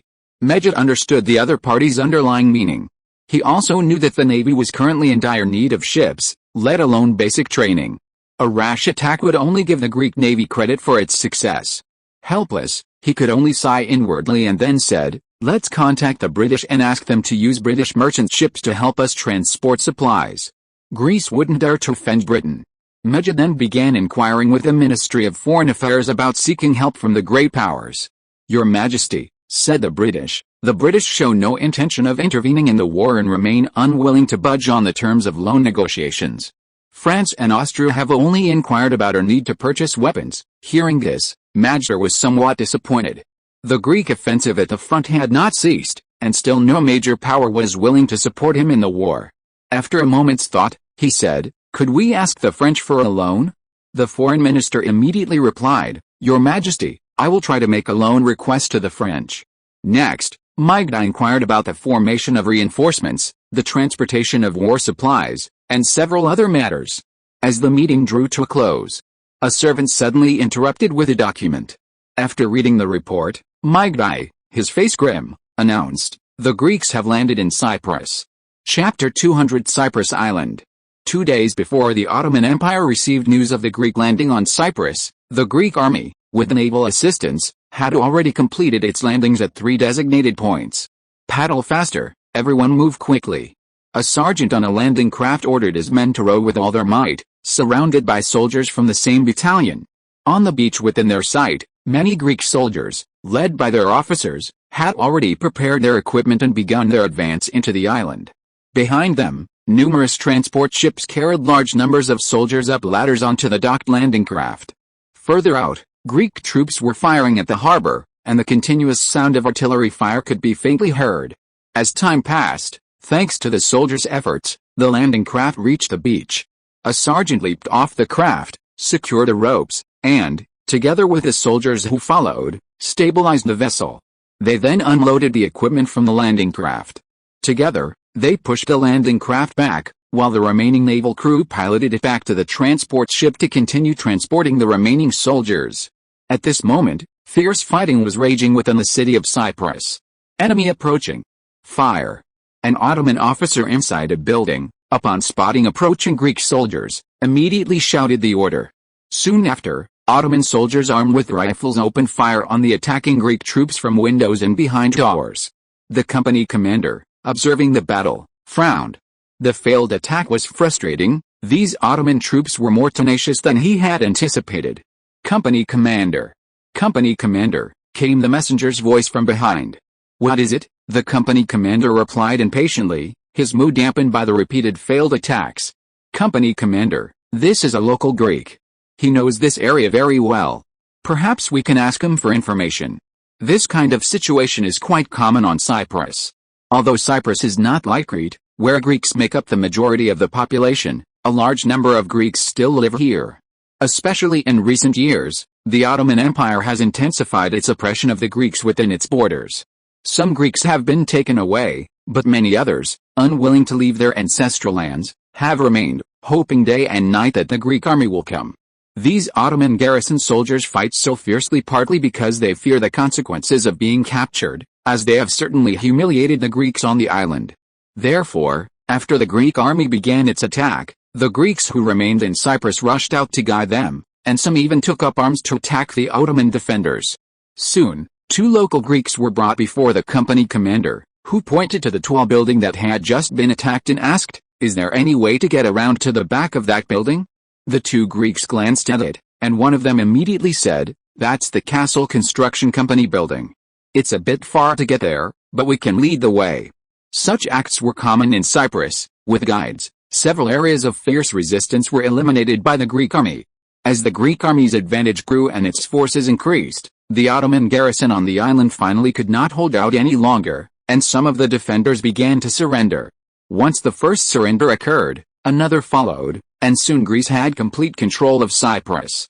The Ottoman inhabitants were then gathered together by the Greek army, and with only a few belongings, were escorted onto transport ships.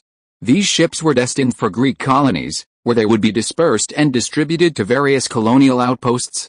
Their property on the island, such as houses, estates, and mines, was naturally confiscated by the Greek government.